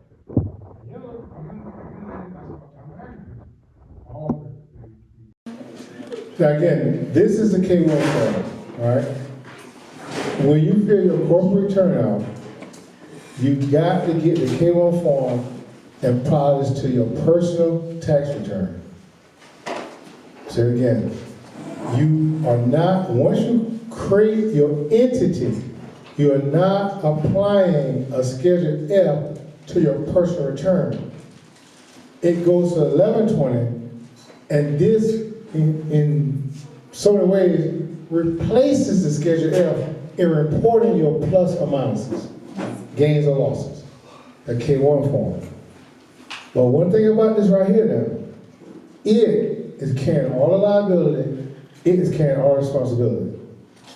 We are trying to educate our clients on getting credit lines versus loans. But if you cannot get a line first, and that's why we prepare preparing everything.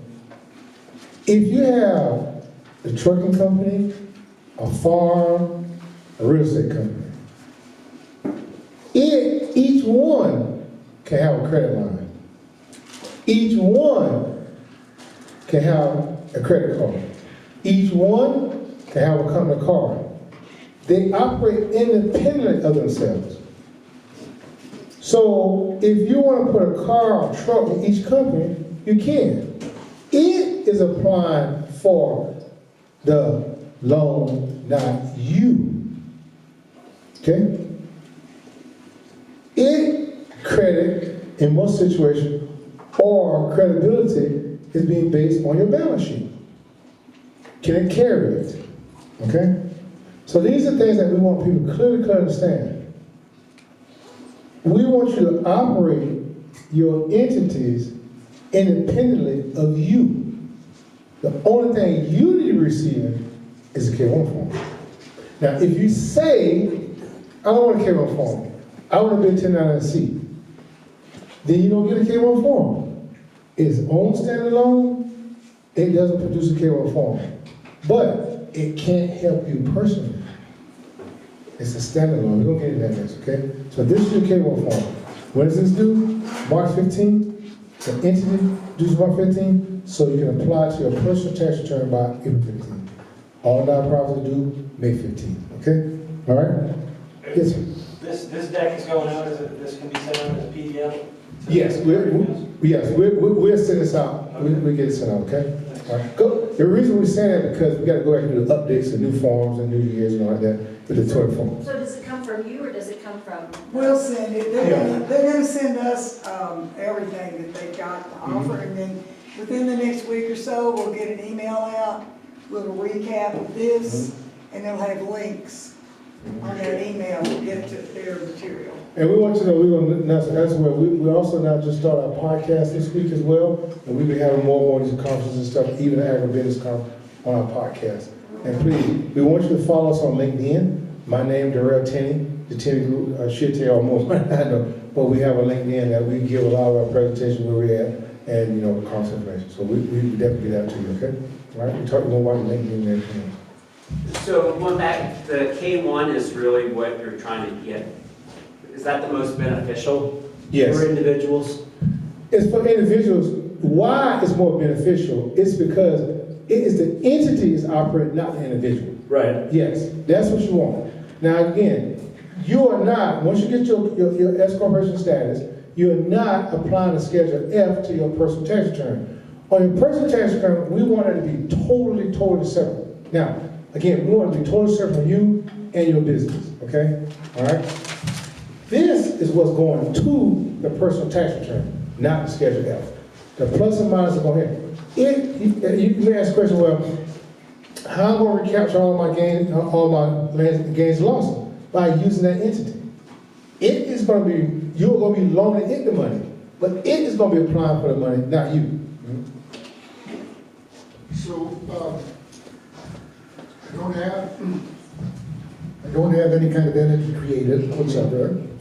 I file my PITs on my own. As well now? My personal income tax, Yes. PIT, my personal income tax on my own. But I do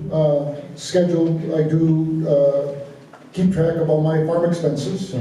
But on my personal income tax, this is attached to that. So if I had a separate entity, then I wouldn't be attaching this to my personal income tax. Then I would have that true division between an entity and myself. That's the only thing you'll put in your tax return. I'm sorry? That's the only thing you're going to put in your tax return, that K1 form. Right, that's what I do now. No, you put a Schedule F for your K1 form. Schedule F, yes, you're right. Yes, you put a Schedule F now. But now, if you create an entity, you're going to put the Schedule F where? On the 1120S. It's not going to go on your personal. That is going to go on your personal tax return. Schedule E Part 2 showing your plus and minus. Okay, and there is a division between personal and entity. Yes. Thank you. Yes. And again, that's what our aim is. It's for our farming community to start operating as entities instead of individuals, instead of sole proprietorships. Because again, the liability falls on you. That's number one. Okay? I can write all the taxes you want, not saying illegally, but legally, we can reduce taxable income. But at the same time, when you're going to apply for a truck, tractor, car, piece of equipment, you're applying for it, not this. Okay? When they do your debt to equity ratio, who's got it on the credit report? You do, not this. But if things do happen, you accidentally hit somebody, who's going to litigate it? You, not this.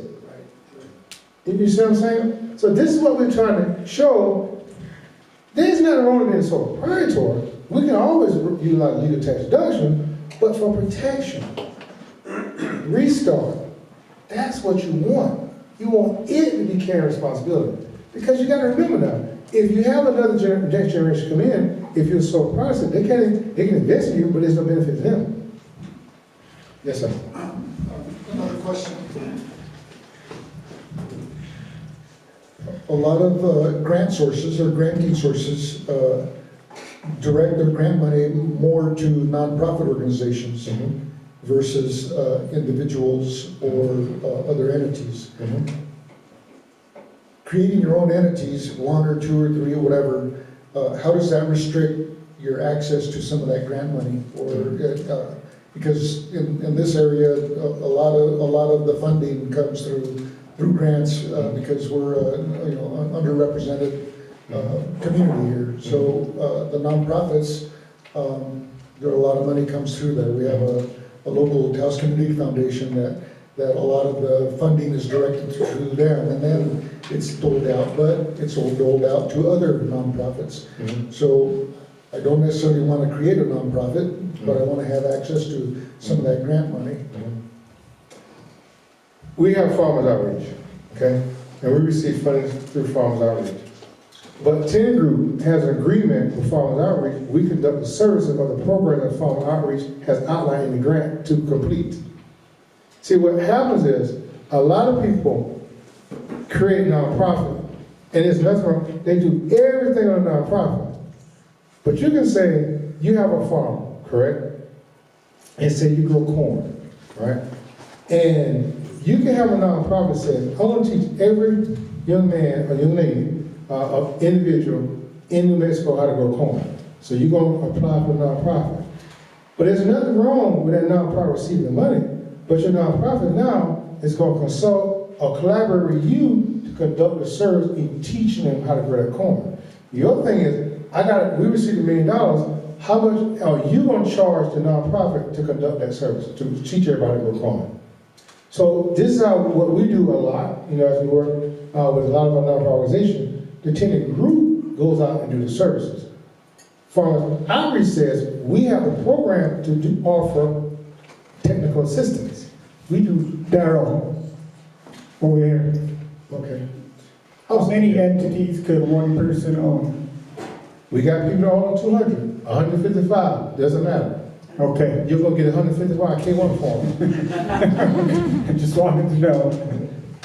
So what we're saying here is your nonprofit can conduct the program, can design the program, but you can go out and get people who know what they're doing to conduct the services to meet the obligation of the nonprofit. There's nothing wrong with that. You can always hire someone to go out and do the services.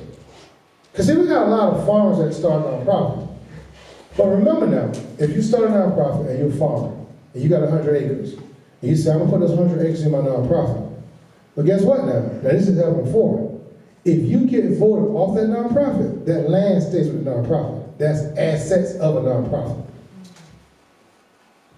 So along with those lines, so if Carlos, can he lease his land to the nonprofit? Would Absolutely. that be better? Because then he could still control. Yes. If you start a nonprofit, there's nothing wrong with that to apply for funding. But if you said, my farm is going to teach every child in New Mexico how to grow corn, you just got to exclude yourself from the vote. You can present it to the board, but you can't vote on yourself. Yeah, you can't vote on yourself. You can present it, but you can't vote on it. And it's most likely, if I'm saying right, you're gonna have a conflict of interest in clause. You're gonna have a conflict of interest clause in your nonprofit. So that is showing that you're following that conflict of interest clause in your nonprofit. And you're really restricted in nonprofits as to what you can do with the money. You can't just make a profit and put it in your pocket and spend it. Nope. That don't work that way, so, you can work through a nonprofit. Yes. There's no need to everybody forming another nonprofit. No, please don't. We have so many people come in. They don't know the rules, they don't know the governing bodies, they don't know how the nonprofit works. I just heard I can get money. I heard I can get free money. But you gotta have a passion. You gotta have the organization, the infrastructure like they have here at TCEDC. You gotta have all that. Many people just throw a nonprofit together and say, I'm gonna get all this money. But one thing about nonprofits, that people don't realize is that a lot of people who start nonprofits. Nonprofits are built to grow you, support you, but when the money runs out, what are you gonna do? And a lot of them don't have that plan in place. And there's nothing wrong with that now. You know what I'm saying? But we get it all the time. At one point in time, everybody come to office trying to create a nonprofit. I tell you, no, that's not the best route to go. Yeah. Let the people who know what they're doing do that. You know what I'm saying? Let the people know what they're doing do that. It doesn't sound like it's sustainable. It's difficult. It's difficult. It is sustainable, but you've got to really understand that the IRS, when they give you that nonprofit status, they're looking at what are you going to do with the money. And if it's not focused around, typically it's educational purposes. That's why I say we support all the farmers and ranchers. We'll bring the education that you tell us you need, or that we think you might need, and then we find out if you need it, or if it's doing any good. And that's our part. We don't come out and grow your food for you. You know, you're not gonna pay us to come weed and do whatever on the farm or ranch. We're just gonna try to help you get the information you need and give you the support and provide infrastructure, like the big things, being the meat processing plant. You know, you have no idea how much paperwork and run around and everything else there is to get the meat processing plant going. See, all of y'all don't have to worry about that. You just wait patiently, right? Until we get the thing open, and then you benefit from it. And as I'm emphasizing what Ms. Vick is saying, do you know why the IRS is so hard on nonprofits? Because they say, we said the money received is non-taxable. Right, right. They want to say, if I give you $200,000, you're not paying tax on it. So Vicky, I want to know exactly what you did with that money. Am I right, Ms. Vicky? Yeah. Every category, every budget, P&S, we got a lot of nonprofits now that we work with, and we do a lot of financial and payroll for nonprofits. They want to know exactly every dime, because I said, you're not paying taxes on that money. Remember I said, if you pay tax on money, you can do anything you want to do with it? But the nonprofit says, you ain't paying no tax on money, and no, you can't do anything you want to do with it. You got to do exactly what you told me you was going to do with it. That's right. Am I right, Ms. Vicky? And they scrutinize where the money comes from. And it has to be coming from public sources. Grants are considered public sources. But you can't be an individual and say, well, I'm going to get out of paying taxes by setting up a nonprofit, run my farm as a nonprofit. No, we still have to put in paperwork. And you can't let all your money, they won't allow all your money that goes into whatever that business is, nonprofit business. Because we're a business anyway, we just don't, it's a matter of what do you do with the profits. In nonprofit, you put the money back into the organization. Absolutely. In a business or a corporation or a normal commercial enterprise, you take the profits, you either split them between the owners, the shareholders, whoever, and you do whatever you want to with it. You can't do that in nonprofit. Everything goes back into the program. And it can't all come from just one family says, we're gonna do this, so we don't have to pay taxes. It has to come from more than one source, and more than 2/3 can't come from one source. So there's just a ton of complications. It might sound easy, but just try it for a little while. It's really complicated. And yeah, there's a lot of responsibility. So that's my speech. Thank you. Yeah. So in creating an LLC, under an LLC, there's quite a few different schemes you can use to create that, either individual, like you mentioned earlier, or multi-partner, so you really got to study that piece also if you're going to go an LLC. I'm not saying don't study it. When you form an LLC, you form an entity in the state of New Mexico. But when you apply for an EIN number, that's the only step you gotta do. There you go, yes. Forgot about that. Box are you gonna check? And if you're late to the EIN, then it's the 10 dot. Procedure 2030. No.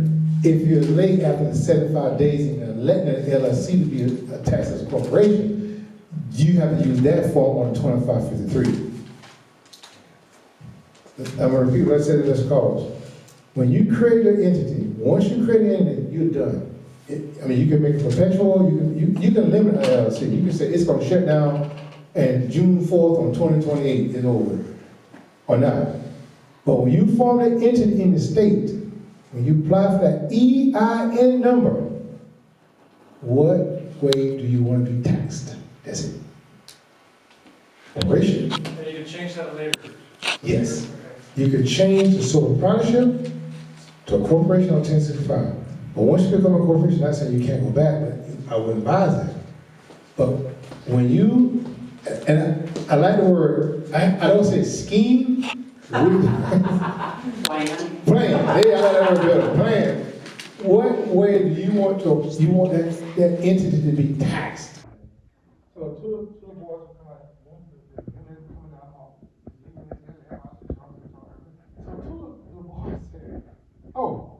want to go into agriculture? She said, no, I'm going to agribusiness. Oh, my whole school, I said, I'm going to agri, and they love it. They want to hear about agribusiness. They want to hear about supply chain. How can I scale up? How can I supply a local restaurant? How can I supply meat? How can I be a meat buyer, meat producer? I'm making this money, now I want to put my money back into something that my family owns, my mom and dad had, because as Nadi said, you already own the land. You already got that. You already own the land. And you can leverage that land to acquire more. So this is why we want to bring agribusiness back. This is part two. Very, very, very important piece of paper. Very important piece of paper.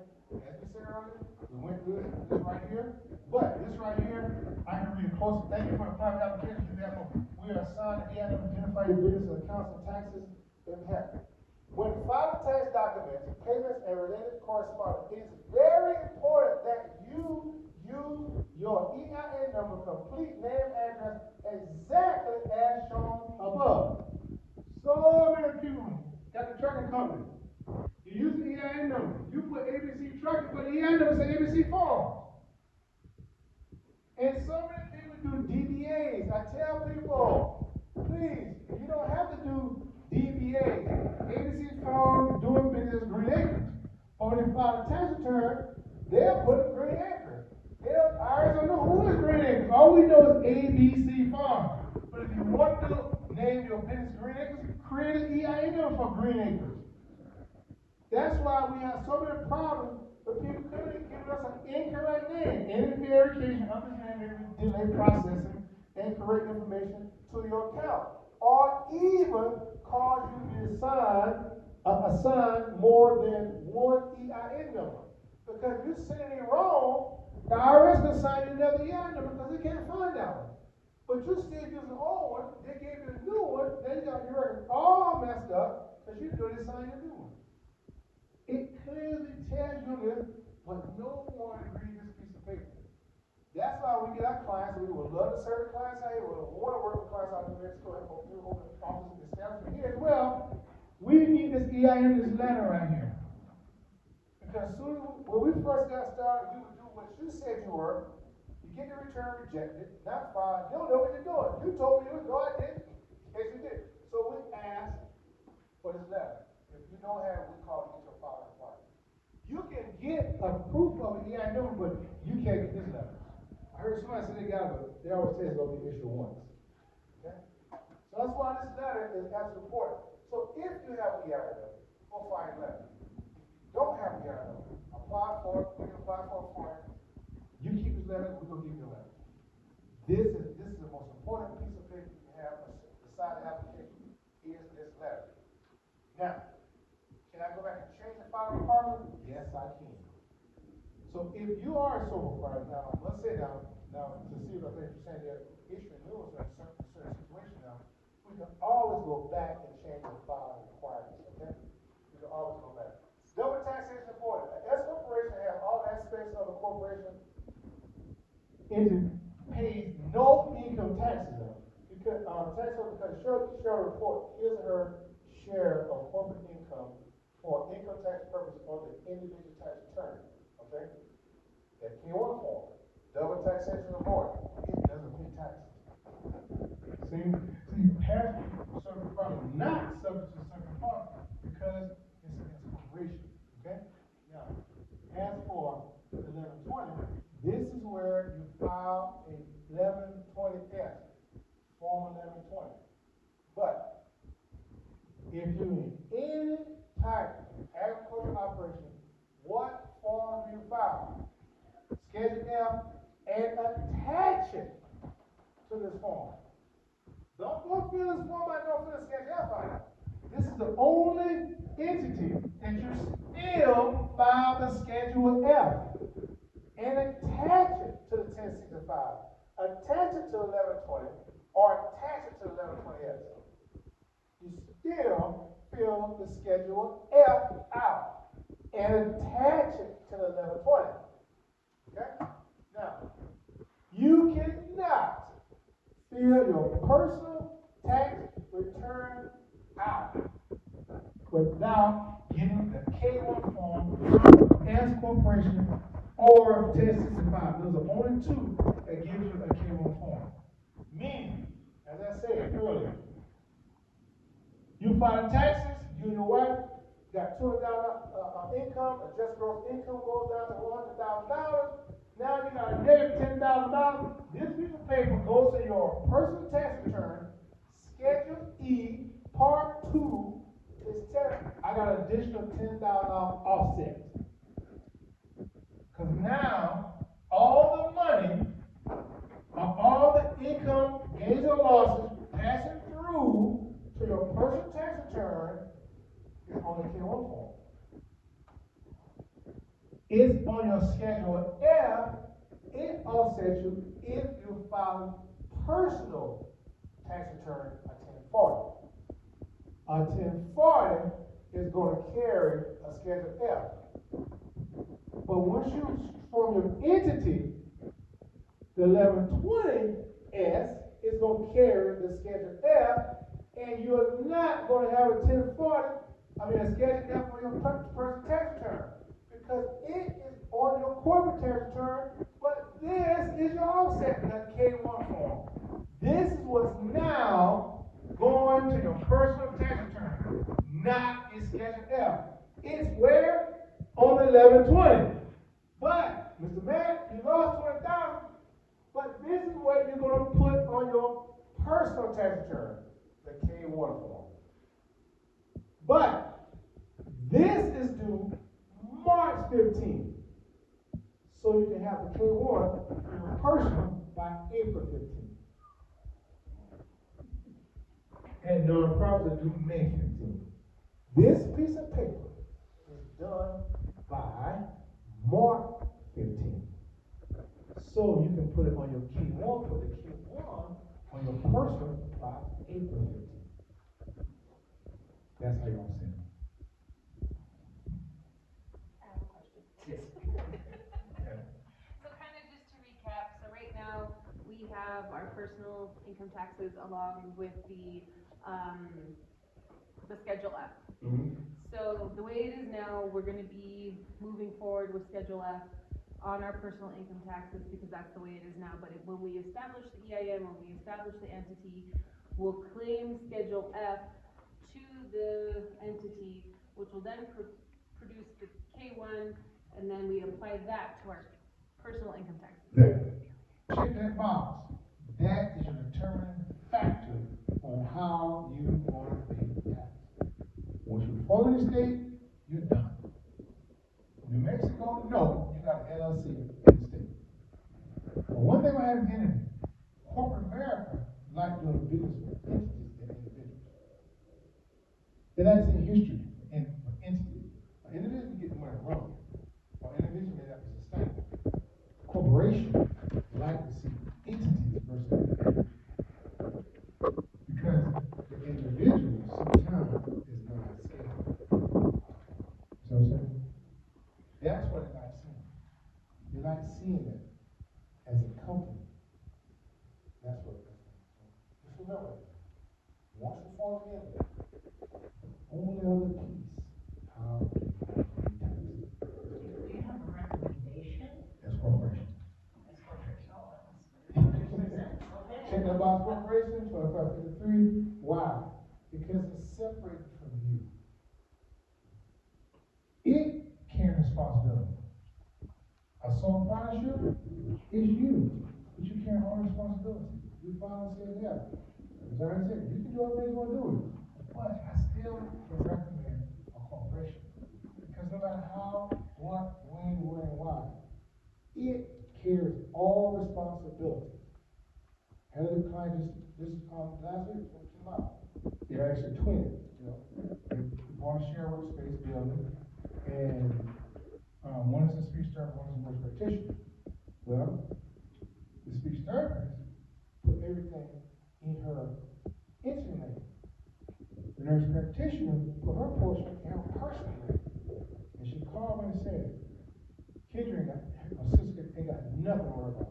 Now they calling me about all this, that, because they calling me for her to only focus on the entity. They don't call her about her, they call her about the entity. And many times, they're more hard on a person than an entity. Like I was explaining to someone earlier, we've had institutions, I will say in the practices that wasn't fair, and maybe some discriminatory practices have applied, made some of our subject reform branches go back and dissolve the LLCs because they want them to apply for the money in the program, not the entity. Because most institutions know when you give an entity the money, remember that car, guarantor versus program, when you give that entity that money, it borrowed the money, not you. So if it goes bankrupt on your money, I don't owe you now. It owes you money. And you should only sign a guarantor once. Because when I go to get cars now, what we take? Now, the EIN number. That's it. They ain't ready before I get there. Because y'all got the EIN number. They run a company. I'm not signing no more for a car. I done did that. We done showed you our entity has great strength, ability, that's it. That's why I was saying, Jennifer, S corporation from the beginning. Because a lot of people get in business, and like as Vic just said, this ain't easy being in business now. It ain't easy sometimes. And you're gonna go through blood, sweat, and tears. Frustration, and making money, everything happens. And sometimes you want to walk away. Sometimes you might have to walk away. Sometimes you have to restart. You can't restart yourself, but you can always restart anything. And you can always walk away and shut the internet down and go home and go sleep. How is the income taxed by the individual when you get a K-1? Is it ordinary income? That's 20% corporate income. K-1 is corporate. And I don't want to give you the wrong rate, I know how to raise it, but K-1 is corporate. That's a corporate tax rate, not individual. That's not individual income. So the corporation pays corporate tax and then... Corporations don't pay taxes. S-corps don't pay taxes. S-corp don't pay taxes. Right, so that's assuming I've got an S-corp and the S-corp says me K-1. That goes to that passes to your personal. But that's going to be taxed at the corporate rate. Sorry, you just answered this, I didn't get it. How is that taxed? When you put the K-1 form on your personal tax return, now it's got a tax rate there, but it's going to go against your personal income. Okay? Now, I can't break it down here. I need a tax department to break all that down. They have it more down and breaking that down. But normally, when it goes to your personal income tax, okay, that's already taxed at a corporate rate. But it goes to your K-1 form, and all your earnings, your earnings, credit, home office, interest, everything, that goes against that reported income on that K-1 form. All that goes against your adjusted gross income. I remember my tax department break it down to you. They're going to every step boom, boom, boom. Essentially works to offset it. Yes, it's either going to offset you or increase your net worth. Yeah, I'm optimistic thinking it's going to be on the increasing side at some point, and so I want to make sure I understand that. Well, even though if you receive money from a K-1 form, you still got, you may not have, but a lot of people have home mortgage interest, children in school, your schedule paid. All that again now is associated with that reportable income from your K-1 form. So it'll be taxed on my 1040 as part of my income. As part of your income, yes. But then, coming to the K-1 form of that tax rate, yes, that's a yes. I read that tax. I missed the last thing you said. I said, but it's still coming to you as income from the entity. Okay? So it's going to be taxed on your personal income, yes. Yes, yes. That's where your double tax comes from when you were talking about it. The double tax comes from if you are a C corp. If you are a C corporation, it pays taxes and your payroll taxes. But an S corporation, it does not pay taxes, but the payroll taxes is a deduction to your company that offsets that K-1 form. But if you're a C corporation, it's going to pay taxes. If the C corporation makes $1, it's going to owe taxes. But if you pay yourself from that company, it can't offset from the K-1 form. So you're going to pay payroll taxes, and the company's going to pay taxes. Okay? That's double taxation. So when you fill out the SSS form for an entity and you choose corporation, it's asking you what form are you going to file, and it's going to be 1120S, correct? If you file a 2553. So on this form, we can put in. Now, it's really gonna rely, but if you, this right here, you're gonna mail it in. So you're gonna put 1120S. Yes. So that means they're gonna be waiting on the 2553. But you can't send the 2553 until you get the EIN number. You really don't have to put S on it. Just check corporation. Yes. Yes. Yes. You can be 1120, I'm just saying, you don't have to do it, but because you're gonna apply the 2553. But if you go ahead and put 1120S, they're gonna be waiting on the 2553. Because some people gonna do 1120. Some people gonna do a scan alone. Do we do a lot of those? No. Every now and then, most people don't want to do C's. Because a C won't help you. A C can't benefit you. All the income and expenses is going through the C, but it's not a pass-through to your person, so it can't offset your person. I have a follow-up question, and this is probably in the weeds, and you might have already covered it, but I missed it. So the money that I'm putting into the S corp, and that's what we've got now. I've got retained assets that are going to go into an S corp, and then the S corp's going to send me a K1. Not sure how I can offset the expenses that I'm putting into it. When you say offset expense that you put into, Well, I'm putting money and assets into an S corp, and the S corp sending me a K1, which has a profit or loss. So I guess the money that I'm putting in is going to be balanced against expenses. yes. The money you put in, like you said, is a loan, but that's not taxable income. But the expenses that you're using in it, that's going to offset the taxable amount. If you put $50,000 in there, and $20,000 is a loan, okay? $30,000 got to be earned income. Now, if you put 50, the whole amount is not taxable. But I'm just saying, if at the end of the year you have $50,000, but $30,000 is a loan, everything else comes from earned income. Your only taxable income is on $20,000. So whatever you spent, even against the loan, is going to offset the total amount you deposit. But only. See, if you say, I lost $10,000, adding up all, of my income and expenses. But when you get to the taxes, in that section we say identify where it came from, if only $20,000 is taxable, then that just increased to $30,000 loss. Because you only going to put the taxable amount on the tax return.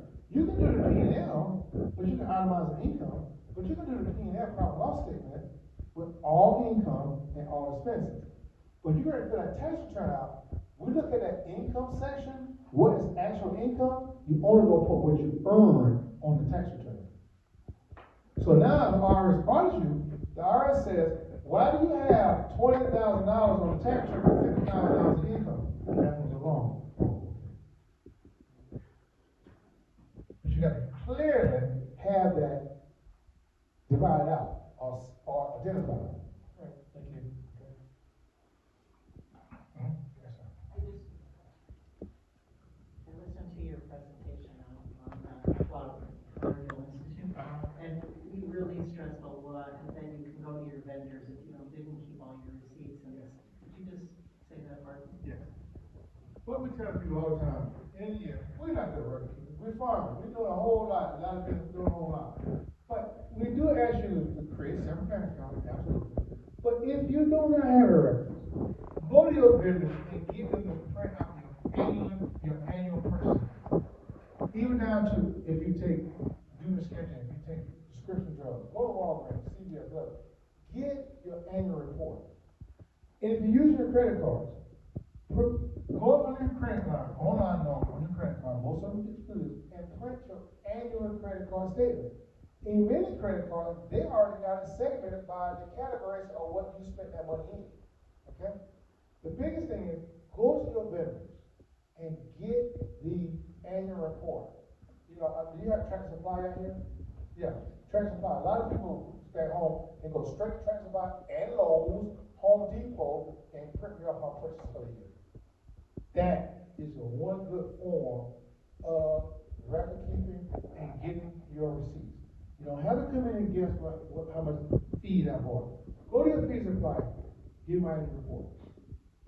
Go to your chemical supply, give my annual report. You know what I'm saying? Go and get your annual reports on your purchases. But for credit cards, remember now, if you charge $10,000 on a credit card and you only pay $5,000 this year in payments, you take the whole $10,000 because you charge that use that card in this business year and you charge it in this business year. You take the whole credit card, not the portion, not only the portion you pay. You take the whole credit card. Okay? Please, record keeping record is essential. But it's not hard now. Remember now, cancel checks is a form of a tax deduction. Receipts do pay. You can go back and use a credit card statement. Even now, if you use a debit card, your bank statement is your record. A bank statement is a record. Cancel check is a record. Credit card statement is a record. All that, and like I said, go to these suppliers and get your annual bill. Okay? A lot of people rely on QuickBooks. Do you have anything to say about QuickBooks? Yes. I tell people all the time with QuickBooks, okay? And we all say this in the end here. All right, we're going to get to this very, very quickly. QuickBooks is a good system to use. We use it for much further within our departments. We have usually both staff that does all that. But let's go get something you don't understand. Okay? A lot of people go ahead and get QuickBooks, the latest version, pin and chip, back up. They don't understand. Something is something. 2 plus 2 is 4. That's all it is. Something you can enter that in and get it right out. A lot of people got to be creative, got to be fancy, they bring it to us, it's a mess. All right? Then we have to go back and decipher all the stuff they try to put in. We tell people, just keep it simple. Income and expenses. Okay? Now, you can, if you understand QuickBooks, you can appreciation in QuickBooks. We've got people bring us to what's your appreciation? I don't know. It's saying right there. But it's in it wrong. The date is in it wrong. The date you purchased, the class is wrong. All of them wrong. So we just want you to make sure you get something you understand. Don't get fancy. Okay?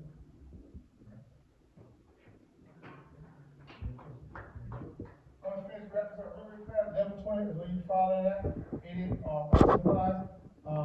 This has changed a lot of rules for business and home office very quickly.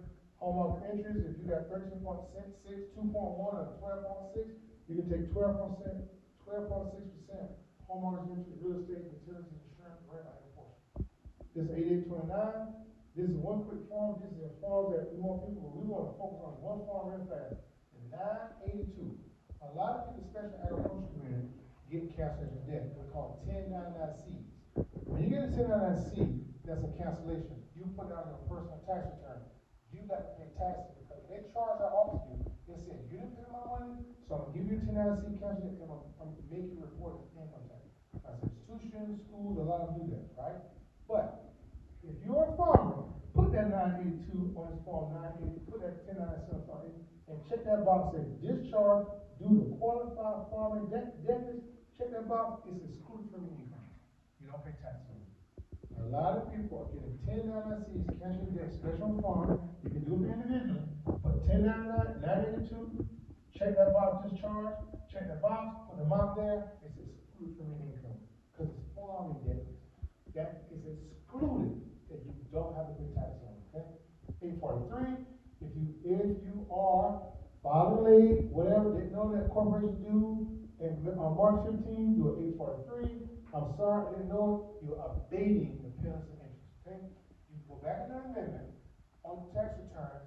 If you go back and they owe you money, you get it for 3 years. But if you pay money in, you can get it back for 2 years if you correct it and go back to it. If you get a garnishment, call IRS, make a payment rate, and stop the garnishment immediately. If you cannot afford to pay it back, they make you uncollectible. So you don't have to pay anything. You can put everything in your name, not your name. You can put your name on the bank account and keep going. They're not going to touch you. Okay? Because I'll give you a chance to get yourself together. Okay? 12277, if you have a lien, once you make your payment arrangement, you can apply to withdraw that lien. Okay? A lot of our farmers have equipment and stuff, properties and lien. You can apply 14135 once you make an arrangement. Application to withdraw that lien. Okay? 943. Remember I said, Mr. Carlos, this is where you report if you're going to pay W-2s for farmers annually, a 943. A 940, sorry. A 940, 941 is Know what type of business entity you are and understand your final requirements. Foundation of that business will determine your tax liability. Remember the EIN number. Always have an accurate data of operation. All daily expenditures may have tax implications. I look at all these cups in here, these Zenny cups, these glasses, these boots and everything. These are all uniform to your business, 100% tax deductible. Tax deductible. Laptop, notebook, hats. All this is tax deductible because you're using it for your business. Okay? So this is the time of year that everybody's getting ready to file taxes, to go back and correct anything. But I always say, this is the time of year to get ready to pay the fine. But if we structure this business right, if we get everything on, the fine will pay us. Okay? Thank y'all so much. No information,